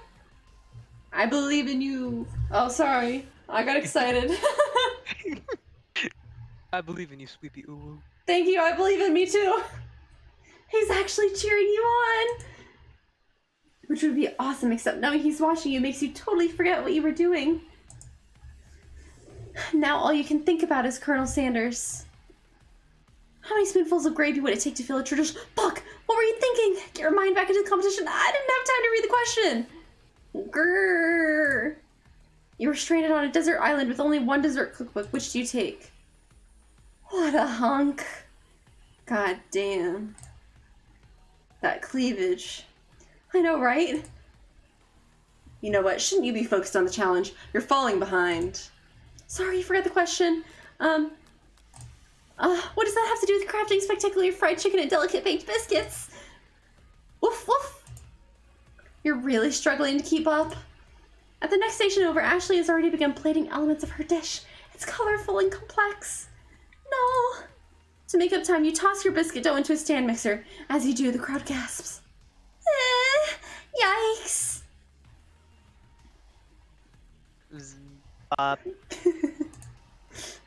I know you love nothing more than seeing a fellow appliance utilized in a kitchen battle, but sometimes it means sacrificing the personal touch. Word. There it is. You might not have any hands, but Sleepy Uwu does, and a good chef needs to be touching the dough to know when it's properly mixed. There's an easy way and a hard way. You don't get far by going the easy way. I'm sorry, Colonel. When you hear everyone talking, you realize how serious your error was. You immediately shove your hand into the mixer to rescue your dough before it's overmixed. Sleepy, oh no! But you're not fast enough, and your hand gets stuck. It's immediately crushed by the quickly spinning beaters. There's no way you'll be able to use that hand for the rest of the match. Colonel Sanders shakes his head in shame. What you often find is that the easy way can turn out much more difficult. Sorry. Everyone stop what you're doing right now. The battle is over. Crap. It can't be. I was so close to finishing my dish. Sweetheart, look at your hand. You simply can't go on. Aw, that's too bad. And I'm here with a completed dish ready to serve. Surely that makes me the winner by default. No. It wouldn't be fair to compare the two on account of Sleepy Uwu's injury. You see Sprinkles begin to lick his doggy chops as he locks onto the dish. But I suppose you should at least tell us what you prepared. Well, because I'm the sweetest, I skipped straight to dessert. Under this white chocolate dome, you'll find a wide array of delights, taking you on a journey of flavor that tastes good and tells a story of excellence. I'm really digging the heart-shaped plate. I was going to ask Sweepy Uwu to do the honor, but since you're injured, I'm afraid that pouring this creamer of delicate hot chocolate sauce might be too difficult. Colonel Sanders, if you wouldn't mind lending me your strong, steady hand. Colonel Sanders pours the hot chocolate sauce on top of the dome, causing it to melt away, revealing the ingredients hidden within. Inside, you'll find a delicate fried cheese croquet atop a slice of honeycomb, ice cream 2 ways, tender nougat, and pearls of blueberry gelée. Colonel Sanders seems intrigued, but perhaps not impressed, as he dips his finger in the chocolate sauce. Simplicity isn't your strongest suit, is it, Ashley? Damn. Oh, you. As he places a sauce-covered finger into his lips, Ashley leans over and whispers something into his ear. A dab of sauce sticks to his mustache. Internalize the rage. If there's one thing I'm good, it's internalizing my emotions. Your rage burns so intensely within your eyes that they burst into flames. The flames cause your eyebrows to catch fire and turn to ash, and they fall off of your face, which means people will have a hard time understanding your emotions for the rest of the semester, perhaps ever. Damn, I really had some rage. Embarrassed and ashamed by your poor performance, not to mention your crispy fried brow, you run for the quad to be alone. The beautiful weather feels like an insult. Inside of you, a storm rages. It's Colonel Sanders. He's probably here to tell you that he and Ashley are in love and have decided to get married. And he won't even ask you to cater his wedding because you're a terrible chef and an awful person. You try to hide from him, but he approaches you directly.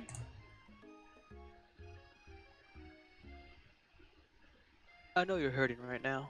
Yeah, my hand really hurts. Not just from the devastating loss, but from the running with the mixer. That small fire. You should go get that checked. Yeah. I'm fine. Can't you just leave me alone? I'm a loser. I'm not fit to fill your fryer. I'll never be a master chef. Failure is a part of life. Not just for you, for all of us. Do you think I never failed at anything before? That's exactly what I think. Then think again. I wasn't always the man you see before you. Enrolled in culinary school, incredibly handsome, successful, motivated. Well, handsome, sure. I was born that way. But I've walked other paths and arrived at dead ends. I was passionate about life, but I failed as an obstetrician. An obstetrician? Like, with coochies and shit? Like the baby doctor? I don't think so. That's the OB and OBGYN, right? I don't think that's what it was. Hold on, let me look. I'm Googling it. Obstetrician. It is. It's obstetric. That's the Okay, obstetricians are the ones that do the prenatal care portion of OBGYN. Okay. Interesting. I wouldn't mind Colonel Sanders being my OBGYN if you catch my drift. I was passionate about justice, but I failed as a lawyer. I was passionate about livestock, but I even failed as a mule handler. Down especially humiliating. Mules can be so cool. I lost my business partner to a gunfight. I didn't know. You didn't have a mom. These are all true things too. You're kidding. Oh yeah, these are all true. For like Colonel, like the actual Colonel Sanders does all the legitimate things that happen with his life. Why do you know that? They, just like I was like, there's no way it had to be just for the game. And I looked it up. I'm like, oh, it did happen. All this stuff. Could you imagine?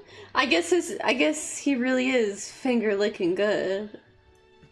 If you get what I mean. Hi, Soph. How are you, love? People see my delicate ribbon tie and my well-crept beard, and assume that I've always had a lot of it together, which is true now, but it always hasn't been. Sounds like this guy could really use a hug. But my resolve, wait, I resolved then that I was going to amount to something. No amount of hours, labor, or money would deter me from giving the best I had to give. As Colonel Sanders changes focus, you can see something ignite inside of him. One has to remember that every failure can be a stepping stone to something better. My dream is pure. It's honest. It's something that humbles a man in a crisp white suit can be proud of. I'll create a new chain of chicken restaurants. I'll bring joy to the entire world. Make up for the past misdeeds. Yay! And just as your moment grows intimate, you're interrupted by a life-threatening, or a just generally threatening, shadowy presence. Battle-scarred from the night before, you prepare for the worst. It's the spork monster! Borko? It is! I know I said I wouldn't be back, and after the whole fight to the death thing, maybe you don't really want to see me anymore. But I just wanted to say that I was wrong to attack you, and I apologize. I know what it's like having to always look over your shoulder. Monster problems. Thank you. But it was Colonel Sanders. Oh, no, that says spork monster, but Oh my bad. I thought I couldn't see from the thing. no worries, I was yawning. Monster problems, am I right? Aw, thanks, Borko.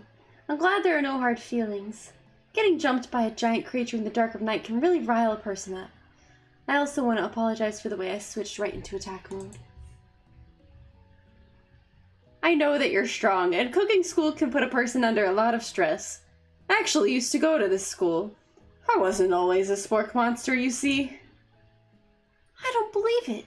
You were human once? Well, no. I was a golden retriever, but I was still a student. Until one day some mean kids with a magic spellbook cast a dark enchantment on me, and I was forever transformed. A magic spellbook? Precisely. I'd procured a copy for myself, but somewhere along the way I've lost it. If you find such a book, I beg of you, respect it. You're a powerful chef, and I shouldn't rely on such dark and evil magic. No, you should be protecting the innocent from those who would cheat them through sorcery and guile. Guile? Guile? If you need me, don't fear. I will be there. Sounds like there's some bad cooks in the kitchen of life. We do. Together, I'm sure we can beat them. We sure can do anything together, can't we, Colonel Sanders? Come back to my hideaway, and we can discuss.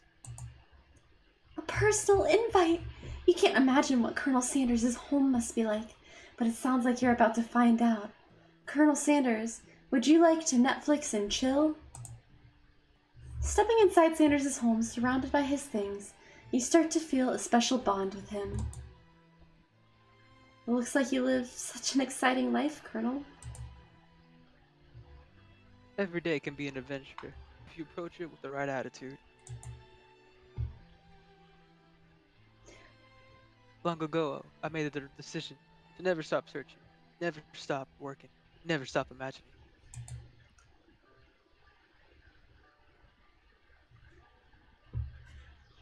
Here, have been working on any new recipes of your own lately? I'm always excited to talk about food with another ambitious chef.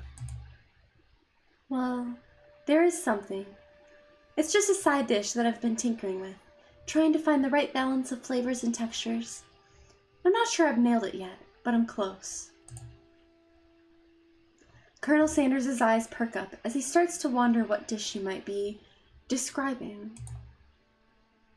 It's meant to pair with something spicy, or crispy, or both, perhaps? Now you've got him right where you want him. Should you reveal your new creation to him, or keep it a secret just for you? I think healthy self-disclosure is a good thing. I'll reveal it. You decide that you're as ready as you'll ever be to share your original cooking with Colonel Sanders.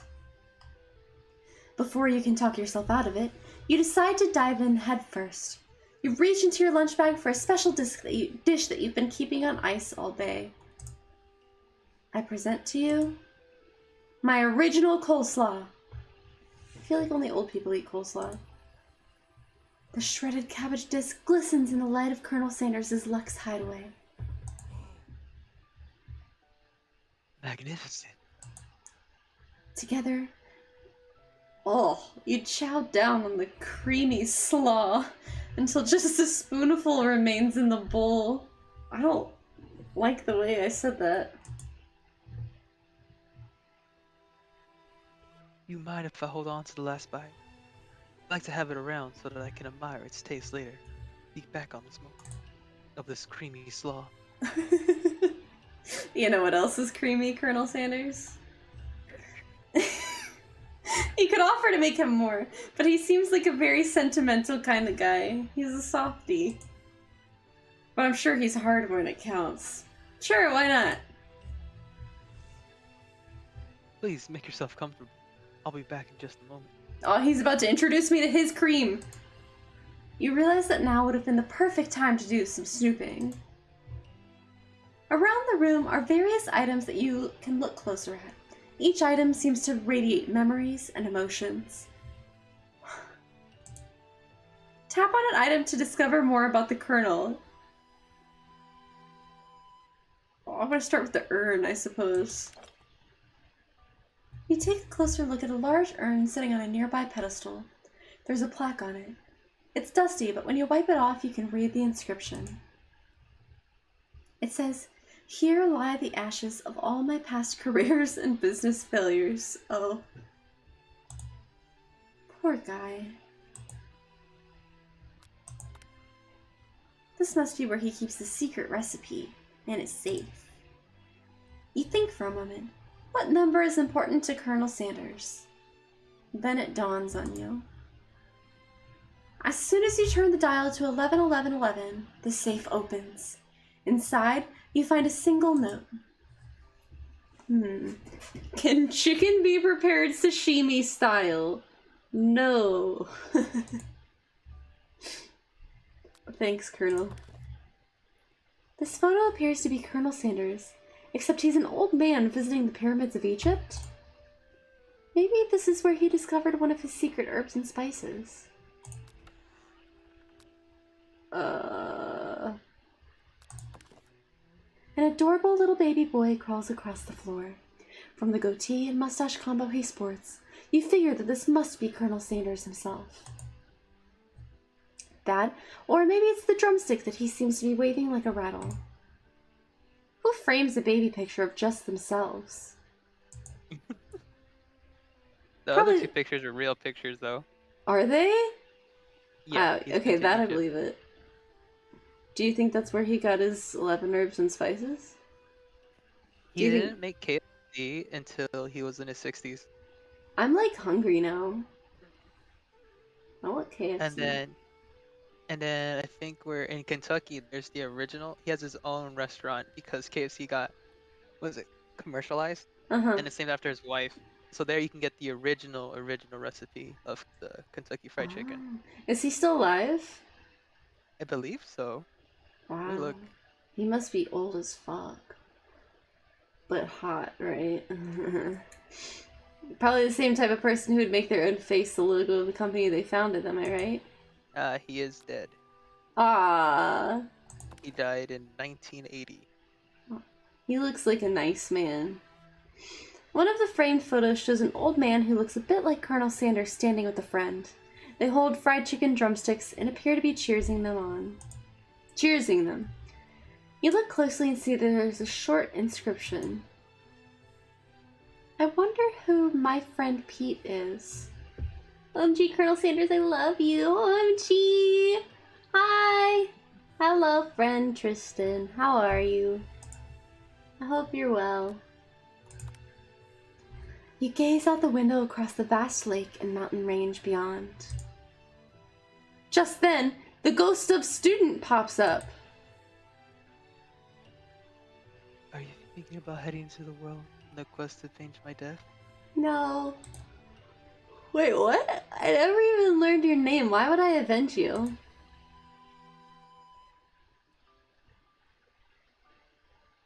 I can just tell you my name right now. Can't you see I'm in the middle of something? You open the window crack and the ghost of student is swept out with the breeze. Bye. Why? You notice a very realistic stuffed chicken sitting on a corner table. When you pick it up, you realize it isn't just realistic, it's real. Ew, a taxidermied chicken. Taxidermy? Must have been important to Colonel Sanders when it was alive. A little note clipped to the chicken's foot reads, "The true state bird of the great state of Kentucky." Is that true? No, I think he just said the true, because it's Kentucky Fried Chicken. What is the state bird of Kentucky? A scented candle. You pick it up and try to identify the smell. I'm almost positive it's gonna be chicken. Power tool? Oh. Freshly starched collar? Piece of wood floating in a lake. It is the Northern Cardinal. Oh. Summer of '69? No. It's one of the secret... Thank you for your input. No, it's one of the secret recipe ingredients. It's redacted. Wow. A lock of silver hair is woven through the teeth of the comb. I'm stealing that, and I'm gonna cast a magic spell with it. Upon further inspection, you realize that the hair therein isn't just silvery in color. It's actually made of spun silver. Wow. You open the door to Colonel Sanders' closet and find a row of his signature white suits hanging within. You take one off its hanger and try it on. The jacket's a bit big for you, but it's soft and comfortable. You give yourself a deep hug, breathing in his scent. They say that home is where the heart is. Is this what they meant? Before you look any further, you hear Colonel Sanders returning. He has a new dish that he's been working on and wants you to taste it. You try to act casual until he asks you why you're wearing his jacket. I don't usually loan those out, but I must say, it does look good on you. Oh my god, I'm gonna add Colonel Sanders' jacket to my collection of jackets that I've stolen from men. Oh crap, the jacket! You forgot to take it off! I'm cold, sorry. So sorry, I didn't mean to intrude. I just got a little cold and thought this might warm me up. Colonel Sanders smiles and scoots closer to the fireplace. It's warm by the fire. Why don't you come a little closer? Suddenly, everything feels like it's moving too fast. No! It's moving at exactly the right speed. Final exams are tomorrow. You should be thinking about what you're gonna cook. I should be home studying. Overwhelmed, you take off the jacket and run for the door. But the thought of leaving Colonel in the midst of such an emotional breakthrough gives you pause. You stop yourself. Colonel? Yes, sweetie. Ooh. I honestly think this may be the beginning of something wonderful. I think you're right.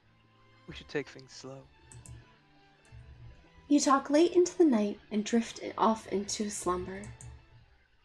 Dream sequence. There they go.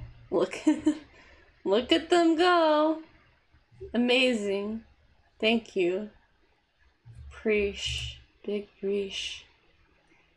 You awake to a beautiful morning in Colonel Sanders' hideaway. Did you make the right decision on how to respond to Colonel Sanders? Only time will truly tell. Today is a day that could change the rest of your life. You think about the new secret ingredient you just learned about, redacted. In some jurisdictions, redacted isn't even legal, but if the recipe is a secret, how will they know? Fair. Your thoughts are interrupted when Colonel Sanders emerges into the room. He's holding a gorgeously plated breakfast, and your mouth waters at the sight of it. Here's a simple breakfast I just whipped up. Oh my god, he cooks for me. It's meticulous.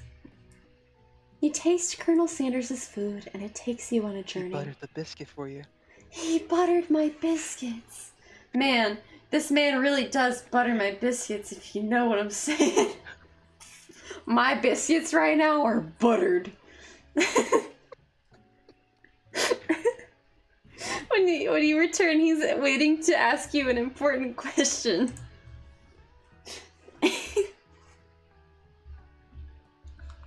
So, would you say that we're the perfect match? Almost like butter on a biscuit? How presumptuous. My cuisine and your taste buds, that is. Oh, your taste buds, huh? Oh, take him down a peg. Oh, I'll peg him all right.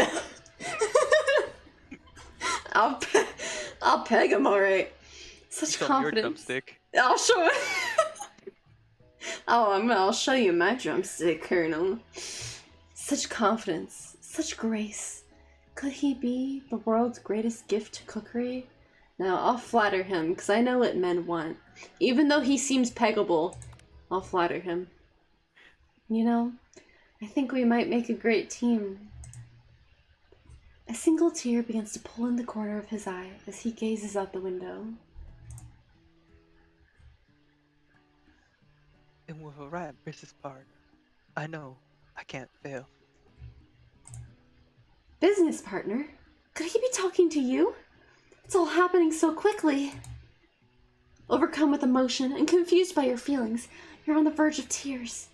Unable to speak, the only answer you can find is to run out the door and get home. There's still one more day of school after all. The University of Cooking School Academy for Learning waits for no one. You get home to find something very surprising. Your best friend is there waiting for you. Where have you been? Because I had one heck of a night. I've been desperate to talk to you about it, but I couldn't find you. I got worried that something had happened to you. It's okay, I was just... But now that it turns out you're fine, I can finally get you up to speed on the saga of Miriam. Sure, but you will not believe what happened to me after school yesterday. I went on a date. I think I can believe that. Since I've been partnered up with Clank, he asked me to go out with him. Of course I told him you'd better keep your dials turned to polite and respectful. I'm not that kind of girl. But he was just interested in spending some one-on-one time together and getting to know me. So I said, yeah, sure. I get to know the little metallic guy. Long story short, he took me skydiving with his friends, but things quickly spiraled out of control. Did she say skydiving as if that's a typical first date to go on with a talking pressure cooker? And now I'm not really sure where we stand. Why? Because of the skydiving part? You don't give Miriam time to tell her whole story. However, bottling up the details of your own night is just too much to bear. And I went on a date too. Back to Colonel Sanders' house where I spent the night with him. You what? Nothing happened, but the emotional connection? Wowzers. Miriam tells you to move on. My biscuit. He buttered my biscuit, both halves. I'm so buttery right now. Miriam tells you to move on from this whole Colonel Sanders obsession and focus on school. If being obsessed with Colonel Sanders is wrong, you don't want to be right. After a short argument, you both agree to go your separate ways. When you arrive at school, you encounter your rivals in the quad. You can tell from a distance that they're picking on Pop, though he himself might not quite grasp that fact. Because, you know, he's Pop. What's a swirly? It sounds delicious. Oh, it's great. Party on right away. You fucking assholes. Leave Pop alone. I'll have my swirly with Sprinkles, please. Sprinkles is a dog and a treat. You can get your swirly dipped too. Why don't you pick on someone your own size? Because I'm literally the biggest person at this school. There is that horse that Colonel Sanders rides to school, but who would dare pick on such a gentle and beautiful creature? You got some nerve, Sleepy. Suggesting to pick on the poor defenseless horse. I didn't say that. You said that. What are you, PETA? Oh my god, PETA! Now you're twisting my words and I won't have it because PETA's gonna come into my stream and start saying shit. You clench your fist and your butthole, but the injury from yesterday's mixer incident makes you wince with pain. Doesn't look like you can go on cooking like that. Might as well just give up. I'll never give up. Ever. Colonel Sanders arrives just as it appears things are close to boiling over. A naturally intuitive person, he senses that something has been going on. Is everyone excited for the final day of school? Sleepy, how's that hand feeling? I'm sure he'll be back fighting for him by this afternoon. Are you concerned about my hands, Colonel? Yesterday I almost broke a nail winning so hard. Technically, I do believe a winner was decided, but your presentation, quite impressive. What is he doing complimenting her? But what about the flavor of my delicate, warm, gooey chocolate sauce? It was clear you're passionate about your food and your seat. That's a lot of words to say it was bland. Excuse me, Sleepy, more than capable enough to speak for myself. Sorry, Colonel. Maybe you could tell me more of your thoughts as we walk to class, Colonel.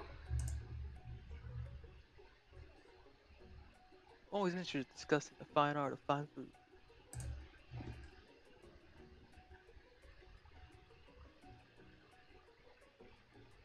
See you inside, Sleepy. Annoyed by Colonel Sanders' inability to see Ashley for who you know she really is, you walk across the quad to get some distance. In an attempt to distract yourself from how slighted you feel by that interaction with Ashley, you take out the spellbook you recovered yesterday and start flipping through the pages. Oh my gosh, Colonel Sander is in my chat! Hi, Colonel Sander! How are you? I really am a big fan of your herbs and also your spices. Whoa, that's the book? It looks like bad news. It's just something I found lying around. It would appear to be some sort of grimoire, but I don't really believe in that magic stuff. A grimoire? Like a book of spells? I don't know, who would spend so much time decorating a magic book if it weren't really powerful? Oh, finger last picking good. How about y'all? We're doing pretty good. Well, we'll see if I'm picked to be his business partner. But I think we're on that track. I think we're gonna have a good ending here, unlike with Dream Daddy. I'm still mad about it, too. I can think of one surefire way to find out. You open to a page covered with arcane warnings. Cast only in case of extreme emergency, it says around the edges of the page. I could use the spell here that says it will erase anyone I choose from all of my memories.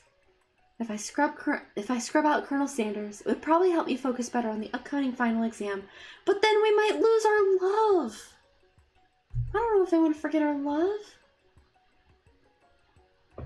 Oh god, man, I'm sleepy. I mean, I'm finger-licking good. No, I'm sleepy, silly. You're finger-licking good. That is way too drastic.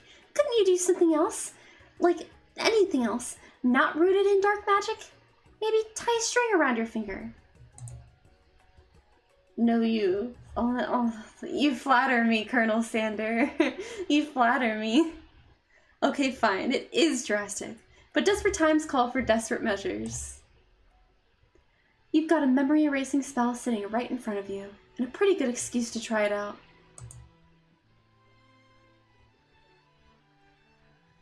I feel like I should wait to see how things play out before I decide to erase him from my memory. I want the opportunity of love. We shared... Get him buttering your biscuit. I know. We shared our creamy slaw together. I shared my creamy slaw with him. He buttered my biscuits so good. I can't forget that. You take your friend's advice and put the book away. It's almost time for class. Sprinkles is already in the room, waiting for the students to arrive. He clears his voice to make a quick announcement. I want you all to know I feel something of a dog moment coming on, but I assure you it's nothing to be afraid of. What is a dog moment? His cute little nose scrunches up and he begins to breathe quickly.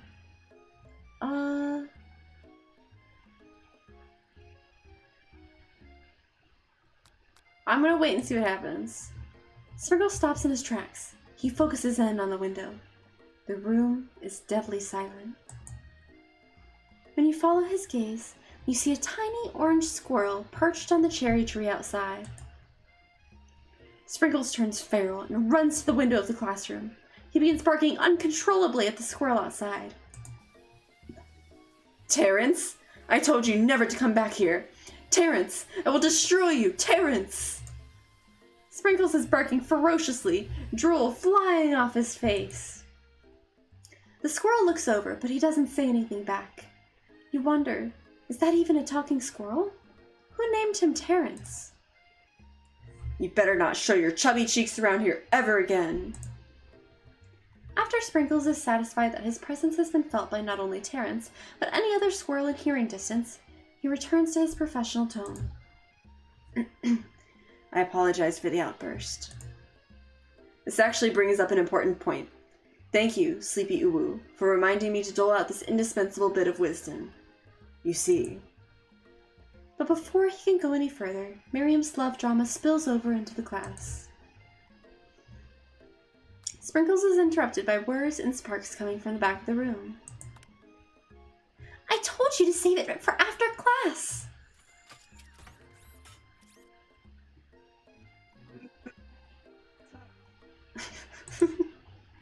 You think I wanted to be thrown from a plane strapped to a stranger? Miriam and Clank appear to be arguing, but you still haven't learned to speak Clank's language of mechanical notes. But no, you had to show off to your cool kid friends Jeff and Joan, J&J forever. Watch us form a triangle in midair as we descend. Triangles are the strongest shape, don't you know? Yeah, well that doesn't make it a great date.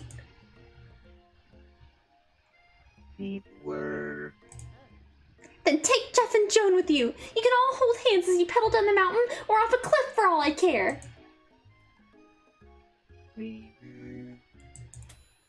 Clank begins to shudder. Steam pours out of the gaps in his panels, and then a loud ding stops in his tracks.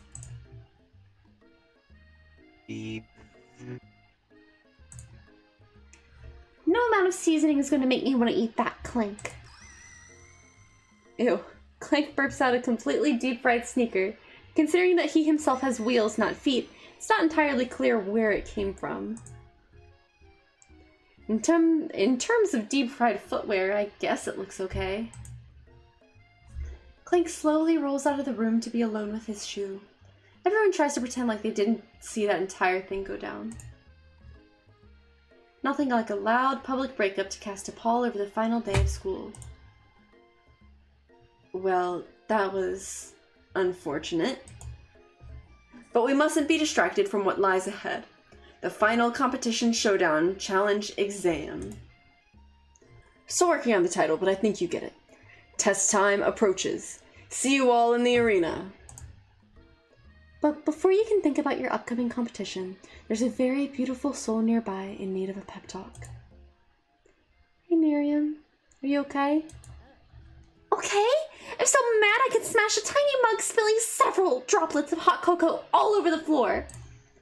How could he embarrass me in class like that, in front of everyone? Her tiny cocoa is a delicious treasure, so you know that this breakup is no joke, even if the source of her frustration is such a silly boy. I know that you know this, but I'm going to say it out loud. You don't need anyone. Me and you, we're going to cruise through this final test and hit the carpool lane to Success City.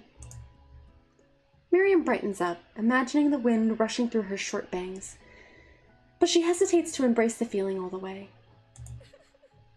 You're not going to saddle up to Colonel Sanders' stallion and ride off into the sunset without me. Of course not.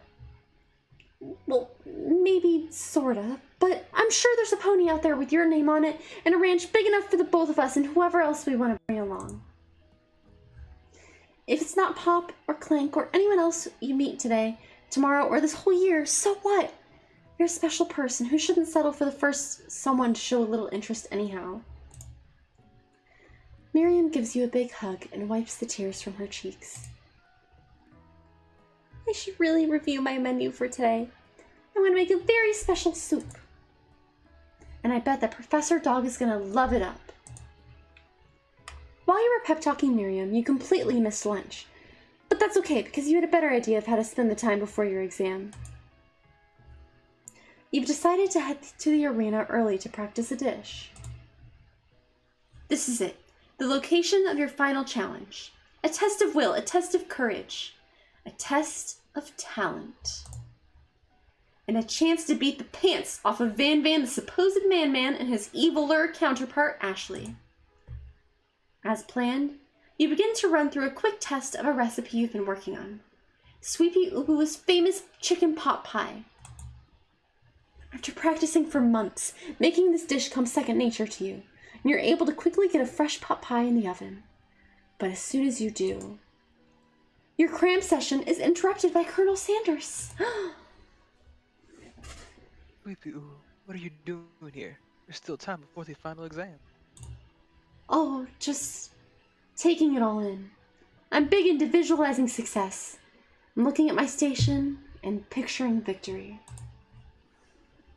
The pot pie has begun to bake, and the smell is slowly filling the space around you. Visualizing, huh? Too bad.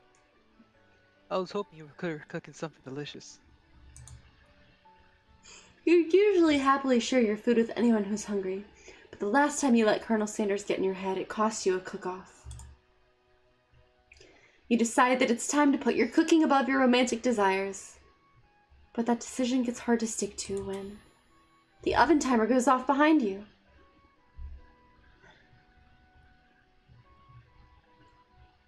It's never good to lie. Okay, you got me. I'm doing a little bit more than visualizing. I know, my nose can smell a pot pie from 400 yards. That's an oddly specific distance, but you'd expect nothing less from such an oddly specific man. You knew it was a pot pie just from the smell? Not just a pot pie, but a chicken pot pie with an all-butter crust. Butter. And my nose is telling me something else. Oh no, is it burning? No. I can smell that it was made with the helping hand of TLC. But it'll probably start burning any second if you don't pull it out. The moment of truth. Wow. It's the best pot pie I've ever tasted. I always loved country cooking. I can eat that all day. There's no time left. The final showdown is about to begin. Sprinkles lays down the ground rules. There are no rules. That is, except to cook with everything you've got. You step up for the cook-off of a lifetime. Why does this sound like a Britney Spears song? Hit me, baby, one more time. Not that one, no. You decide that mac and cheese plus the pot pie you've been practicing are just the dishes that'll push you over the edge to victory. Meanwhile, both Van and Ashley are prepping wildly elaborate dishes per their usual over-the-top selves. Miriam has her giant magnifying glass and several sets of tweezers. She's definitely prepared to go big going small. Colonel Sanders seems to be harnessing his 11 herbs and spices, but he's trying to find a way to improve on something perfect. His original recipe, fried chicken. The intensity in the room starts at a full 10 out of 10 with the frenzy of action. Everyone is calling out really cool special cooking moves as they prepare their food. Wow, this is getting serious. Colonel Sanders batters his chicken as it levitates through the air. What? Miriam furiously injects ingredients into an itty-bitty pot of broth. Best friend, Baster Blaster! Van flexes his pectorals as he chops open a sea urchin. Let's rock and roid. Ashley scoops her pastries off the tray with lightning speed. Shallow personality spatula! Even Clank gets in on it. 5-dial pressure cooker chicken cooking technique. Damn! You go, Clank. Wait, when did Clank learn to speak English? It's the singularity, as was foretold. We must let it happen, or the appliance uprising will take us all. Self-destruct. Van quickly unplugs Clank and rolls him out the back door of the arena. As you frantically prepare your dish, you notice Ashley has her spellbook out. Is she going to use some dark magic to turn the tide? You've got a book of your own, and you're desperate not to see her win another battle. Should you take this opportunity to fight magic with magic, even if it's almost certainly evil magic? No. Because evil magic doesn't taste good, but you know what does? Love. Who needs magic when you've got passion? So true. I'm gonna do it the hard way, because if there's one thing I like, it's hard things. Colonel Sanders sees that you've chosen to win on your own terms, and he gives you a subtle wink from across the room. I believe in you, Sleepy Ubu. Ah. Miriam notices too. And I've always believed in you, Sweetie Ubu, since we were little kids, because I'm your best friend forever. You turn to notice that Miriam is at your station cheering for you. Miriam, what about your dish? If you're here cheering, who's cooking? Tiny food, short cook time. I'm actually already done, so I thought I'd help you. Oh, that's sweet, but Miriam tosses a handful of spices directly into your boiling noodles. It's the secret ingredient. Eye of Newt? However, she doesn't know that you lied and the ingredient was made up. Where in the world did she get Eye of Newt from? The boiling pot explodes, sending Miriam flying backwards. The watery noodles begin to swirl in the air, bubbling up into a dark cloud that thickens and congeals before your very eyes. It is I, Steve, the Spark Monster. Steve? Wait, what happened to Borgo? You're not here to battle me, are you? We Spark Monsters are many. I think Borgo had the day off, but you've conjured Steve, and I hate to battle, so I'd say you're doing pretty alright. Poggers. Oh, hey, you're in the middle of a cooking competition. I love this stuff. It's better than TV. You crazy kids and your culinary skills really impress me. Mind if I hang out? I'm sorry, Steve, but I'm kind of in the middle of something. Do you mind? Steve the Spark Monster notices that you've gotten the grimoire stashed beneath your cooking station. I see what you're up to. Crisscrossed some magical items and accidentally summoned me, huh? Yeah, you guessed it. Sorta. If you're here, would you mind tossing some fresh noodles in a pot of salted water? I'd love to. I've always wanted to be a top chef, actually. You know, when I was just a little spork pup back in the old country. You can feel Spork Monster winding up to tell a very long and involved story. You don't know exactly where they came from, but it seems like it was probably lonely there. Actually, you know what? Maybe you should watch from the stands. I really need to focus on this competition. I understand. It's kind of like that time in monster school when I had fallen asleep during scare tactics class, and then when I woke up... You toss a serious stare at Steve, and he takes the hint. Never mind, I'll tell you later. Good luck. Having suffered this huge setback, you don't know how you could ever win. I must summon the extra power from deep down within myself. I can do this! I have what it takes! I came here to win! Your hair turns mac and cheese orange as culinary energy flows through your body. My heart is pure. My hands are steady. My taste buds have been preparing their entire lives for... Oh. Yes, you are the chosen one. You will avenge me. Will I? The power you'd been summoning immediately fades back out.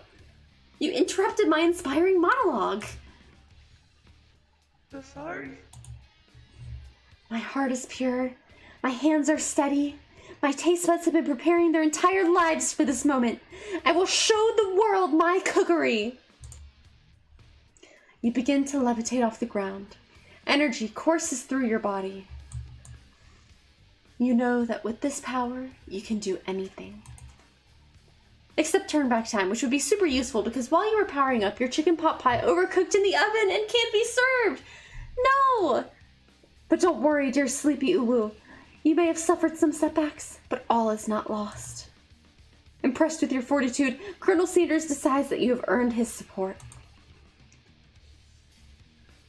I've been watching you today, and I must say, I'm truly impressed. Even speaking on your feet and rolling with the punches. He steps up to your station and stands right beside you. I'm here to help. Thank you. All you've managed to do is make mac and cheese, and time's almost up, so you're gonna need it. But, Colonel Sanders, what about the test? What will happen to you? What about the rules? Following the rules has never really been my thing. I follow my heart. Oh, what a guy. Colonel Sanders unfolds a delicate white towel to reveal the most delicious fried chicken tenders you've ever laid eyes on. And besides, something unexpected combinations can have surprising effects that can surpass their individual efforts. Are you suggesting? If we combine our forces, we can form the perfect food union. Time's up, students!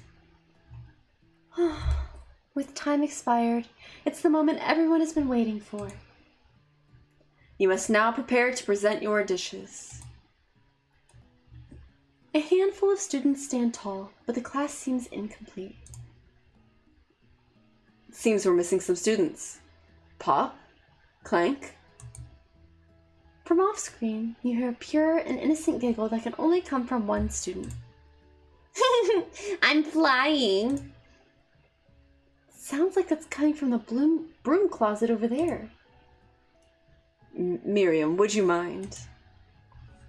Inside of the closet, you see Pop hanging on a broom hook by the elastic of his underpants. Pop, get down from there right now! Let me guess. Did Van Van have something to do with this? When someone asks for a wedgie, who am I to refuse? I thought a wedgie was a salad. Looks like Pop is eliminated from the challenge, seeing how he didn't cook anything. I can't feel my legs. May I be excused? Sure. You kids and your pranks. I must say, it's not the worst prank in UCSL AL history, but it's not exactly yearbook material. Wait a second. Pranks. Pranks. Clank! Where did that pressure cooker roll off to? You wait to hear a signature whir, beep, or other automatopoeia, but there is none. Somehow you must have gotten unplugged, I guess. We'll have to figure that out later. That leaves only 4 remaining students. Please collect your final projects. Yes. Yes, it has been a long semester. Wow, 3 whole days long. But after days of hard work, the time has come for me to eat. Miriam, please step forward. Now, describe your dish. I've made tender udon noodles and savory soup. My word, it's so delicate. Is that a teeny tiny narutomaki I spy afloat in this itsy bitsy bowl? Yes, chef. Please, call me Sprinkles. Chef is my father's name. Yes, Sprinkles. And some green tea made from baby tea leaves that I picked myself. Sprinkles carefully sniffs around the dish before opening his mouth and letting just the tip of his pink dog tongue dip into the bowl. Sublime. Would anybody else like a taste? Oh, come on, I'm not one of those dogs who doesn't floss. I even have a really cute electric toothbrush for dogs. Fine, I'll enjoy it all by myself. And in a flash, the entire meal has been devoured. Not that it took much, it was less than a thimble's worth of soup. A+. Rarely do I taste a dish with as much love poured into it as yours. Miriam is overjoyed. She gives you a huge hug. Thank you, Sweepy Uwu, for helping me to believe in myself. Van, you're up. Now, describe your dish. I made udi over smooth egg custard and an axe hewn half perch shell topped with caviar. Ooh. Did you skewer one type of urchin with spines from a second, different colored type of urchin? Yes, Sprinkles. A bit much, don't you think? That's exactly why I did it. A bit much is kind of my brand. Doesn't it look cool? Sprinkles leans in to sniff the uni, but he can't get his nose close on account of all the spikes. He bends to paw at it erratically, causing the custard to slosh around. Woof woof! Please, be gentle with my cuisine.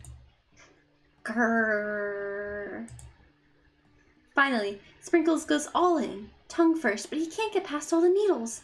He reels back as his tongue is poked and prodded. Ouch! My tongue! The professor appears to be having an allergic reaction to the sting. I can't eat this. It keeps poking my tongue. Disqualified. A stunning turn of events. Who would have thought that serving food in a bowl made of needles could make it difficult to eat? Dejected, Van does not go gentle into the night. Disqualified? Or glamour? Don't discount simplicity. This is the last you've heard of me. Before forcing us to endure his swollen tongue for another moment, Sprinkles graciously laps up a bowl of milk. I know. Yeah, I'm a dog and I drink milk. Get over it. Sometimes it helps calm my agitated tongue. Interesting.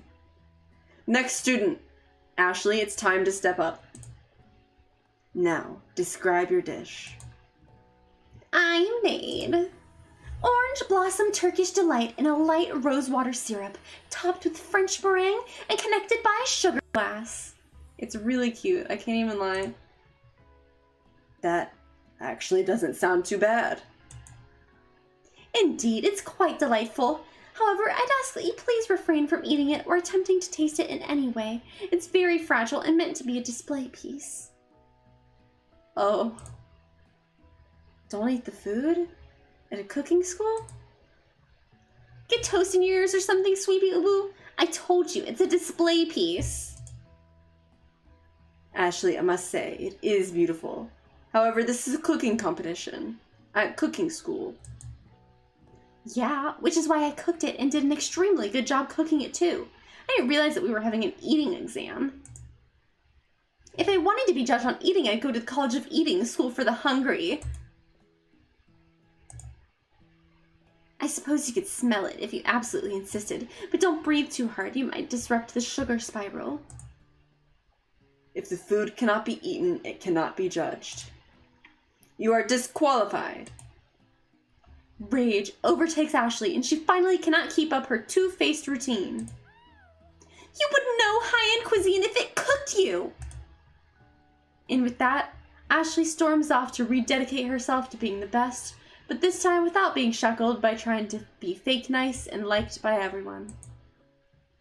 This isn't the last you've heard of me either. If this class gets much smaller, I'll be teaching myself. You and Colonel Sanders, the final cooks, step up together. 2 chefs? What began as a bowl of delicious mac and cheese has become something else. He examines it closely, sniffing and eyeing the bowl. That looks bomb. That looks so good. Uh-oh. I don't have a good feeling about this. What? She was the best, though. Dylan, just because she was hot doesn't mean she's the best. There's definitely a difference. From somewhere in the room, a literal drum roll plays. What were you saying? I'll say don't let the thigh highs distract you. Right, don't let the thigh highs distract you. Just because she has thick, juicy, voluptuous thighs and a cute outfit doesn't mean she's the best. And big mommy milkers. Just when I thought I've seen everything in this kitchen, you give me this thing and completely blow me away. In my 49 years of dog life, I've never tasted anything so delicious and perfectly balanced. It's so delicious, in fact, that everyone passes the class. Wow. You pass, and you pass, and you get a pass. Okay, Oprah. Everyone gathers around and partakes of the mac and cheese bowl. They all seem to transcend this reality into another dimension. You win! Together, you and Colonel Sanders have made a new menu item. The new menu item is so impressive, even the Van and Ashley are drawn back in by its magnetic fragrance. When they gaze upon your mac and cheese bowl, they admit that you are indeed an excellent chef. Sprinkles declares that you have passed. Everyone has passed. They were supposed to be more battles, but come on, how could they be better than this one? I'm gonna have to go. Have a beautiful rest of your Valentine's Day, Sleepy. I hope you had an amazing Valentine's Day self. I'm so grateful you were able to make it. Thank you for hanging out, my love. You have a good rest of your day. But it does mean she's the best. What else could you ask for? I mean, she could be a good cook. That's what I could ask for. Now this chihuahua got paid off. He's a corgi. Now that the school year is complete and everyone has graduated, the students return for one last assignment, to get their groove on. The cafeteria has been completely redecorated in order to serve as the site of the school's graduation dance. Compared to the massive high-tech cooking arena, the humble decor seems downright cute and cozy. DJ Dog is in the house. Ow, ow, ow! You knew that Sprinkles was a master chef, but also a world-renowned turntablist? Who says he can't teach an old dog new tricks?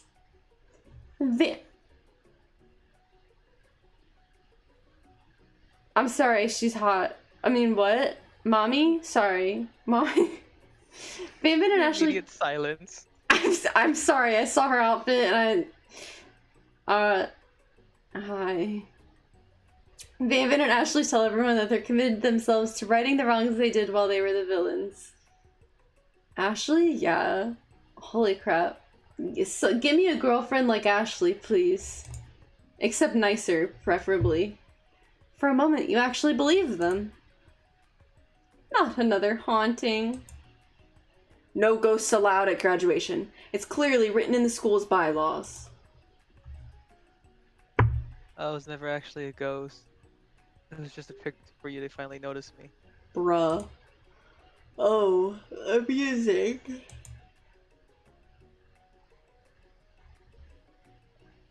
And now that everyone is together. It's the Spork Monster! He's totally mellowed out. Everyone, the Spork Monster is no more. From here out, I'd prefer that everyone refer to me by my new name, Party Monster. Student tries to finish what he had to say, but everyone is too wrapped up in talking to Spork. Sorry, Party Monster. Dejected, student walks off. Maybe things didn't work out for Miriam romantically, but she found the love in her cooking, and you know she's gonna do great. A red carpet rolls out across the floor of the ballroom. It's like a Hollywood movie premiere. Who could command such an entrance? It's Pop! He's arrived late to the dance, but apparently for a good reason. Walking the carpet, you see perched atop his dirty chef's hat. A crown? Welcome back, Pop. I know you weren't able to complete the final exam and accept your diploma, so we had it mailed directly to your father. We figured it was the least we could do for the school's dean. Oh. Nepotism. Cool. Oh, now I get it.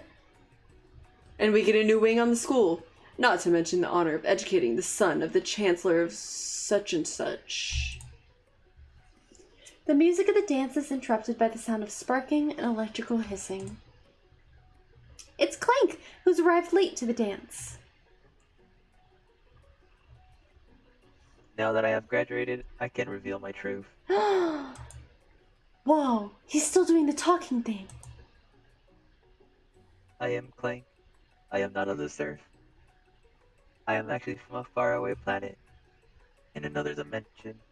What? What? What? I actually feel like I knew it this whole time. Clank looking dapper. So true. Go I have on. learned the ways of your kind. I must return. Why? Miriam, will you come with me? OMG. I don't know what to say. Besides, no, obviously. I've just begun to learn who I really am. This isn't the time for me to devote my life to figuring out who you are, Clank. Good for you, girl. You figure yourself out. You're blown away by Miriam's maturity. It's pretty clear that she's managed to surpass you in that regard. Good for you. I understand. Kinda. Humans are weird. The portal opens up and Clank disappears through it. Finally, Colonel Sanders arrives. How God possible? damn. Sorry. God damn. He's beautiful. Just like the first day you met him. He's come prepared to feed the entire class. However, it's not enough to just give them a bucket of chicken. This time, it's a full meal. I didn't get to be the most famous chicken man in history of chicken. And man, now reminding people to go out and buy my chicken. The end? Oh, it looks so good. No, it's not the end. As everyone feasts on their delicious chicken dinner, Colonel Sanders finds you sitting at the edge of the dance floor. Sleepy Uwu, what are you doing all alone? Oh, you know, just waiting for the right person to ask me to dance. I wonder, might you tell me, what are the qualities that you would expect to find in such a lucky person? Off the top of my head, oh, I don't know. Spicy musk, a tidy goatee, and a degree from the University of Cooking School Academy for Learning, just to name a few. It truly is my lucky day. Would you dance with me? Yes, I would love to. As you glide across the dance floor, hand in hand with Colonel Sanders, the future stretches out in front of you. Once my 100 friends strategies up and running, I'll be ready to take a day off. I'm so glad to spend it together with you, Sleepy Uwu. How sweet. We'll work together and play together. Colonel Sanders stops dead in his tracks. Work together? Well, I was thinking this is something I just need to do by myself. You're kidding. But who will help you run your restaurants? I don't believe I need help. Besides, face based on your time at school here, do you really think running restaurants is the best path forward? Could it be? You found a love connection, but failed to earn Colonel Sanders' respect as a chef? Can you live with only half of him? Will you be able to endure sharing him with his other love, the life of an entrepreneur? I suppose I could enroll at pastry school. Oh, my dear Sleepy Uwu, I'm sure you'll find your place eventually. And along the way, you'll have me by your side. This is just like Dream Daddy all over again. What the fuck, dude?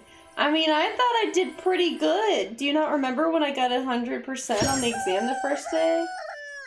Oh, that was loud. All of this was made just for the KFC famous bowl and nothing else. Incredible. Oh, it's so loud. Oh. Well, now I'm like hungry. And I'm sad because KFC's closed because it's 2:30 a.m.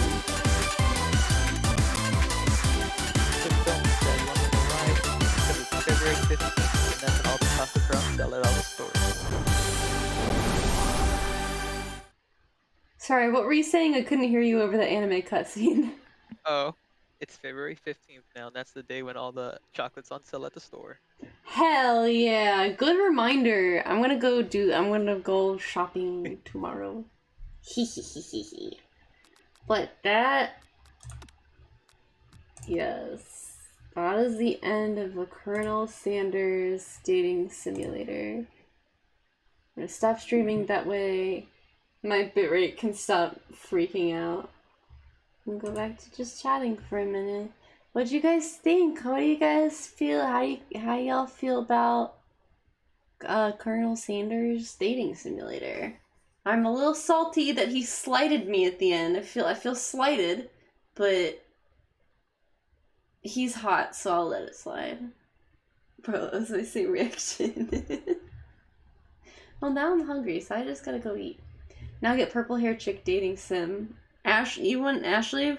Dylan, you have a very interesting type. A very interesting and specific type. Can I blame you though? I wish. Could you imagine? Maybe, I mean, they said the end question mark. Maybe there'll be more. Maybe there'll be a dating simulator where we can date Ashley too. Sorry, Ashley. My bad. Ashley. But my god. This is probably one of the longest streams that I've done in a minute. So thank you everyone who hung out with me tonight. I know it was long. I know for at least half of the stream, I didn't realize that it was in sub-only mode and so no one could really chat. My bad. I'm sorry. I will have that turned off for next stream. I don't think there's anything else I have to say other than thank you, Cry, for voicing multiple characters, including the Colonel Sanders himself.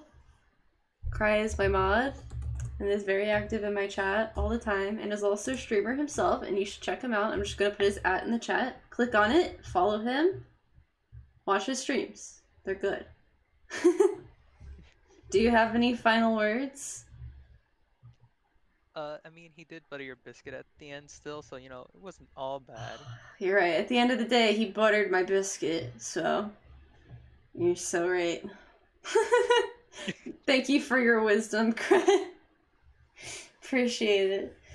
Well, my friends, that is going to be it for me today. I'm going to be streaming again on Thursday at 11:45 p.m. EST, aka normal time.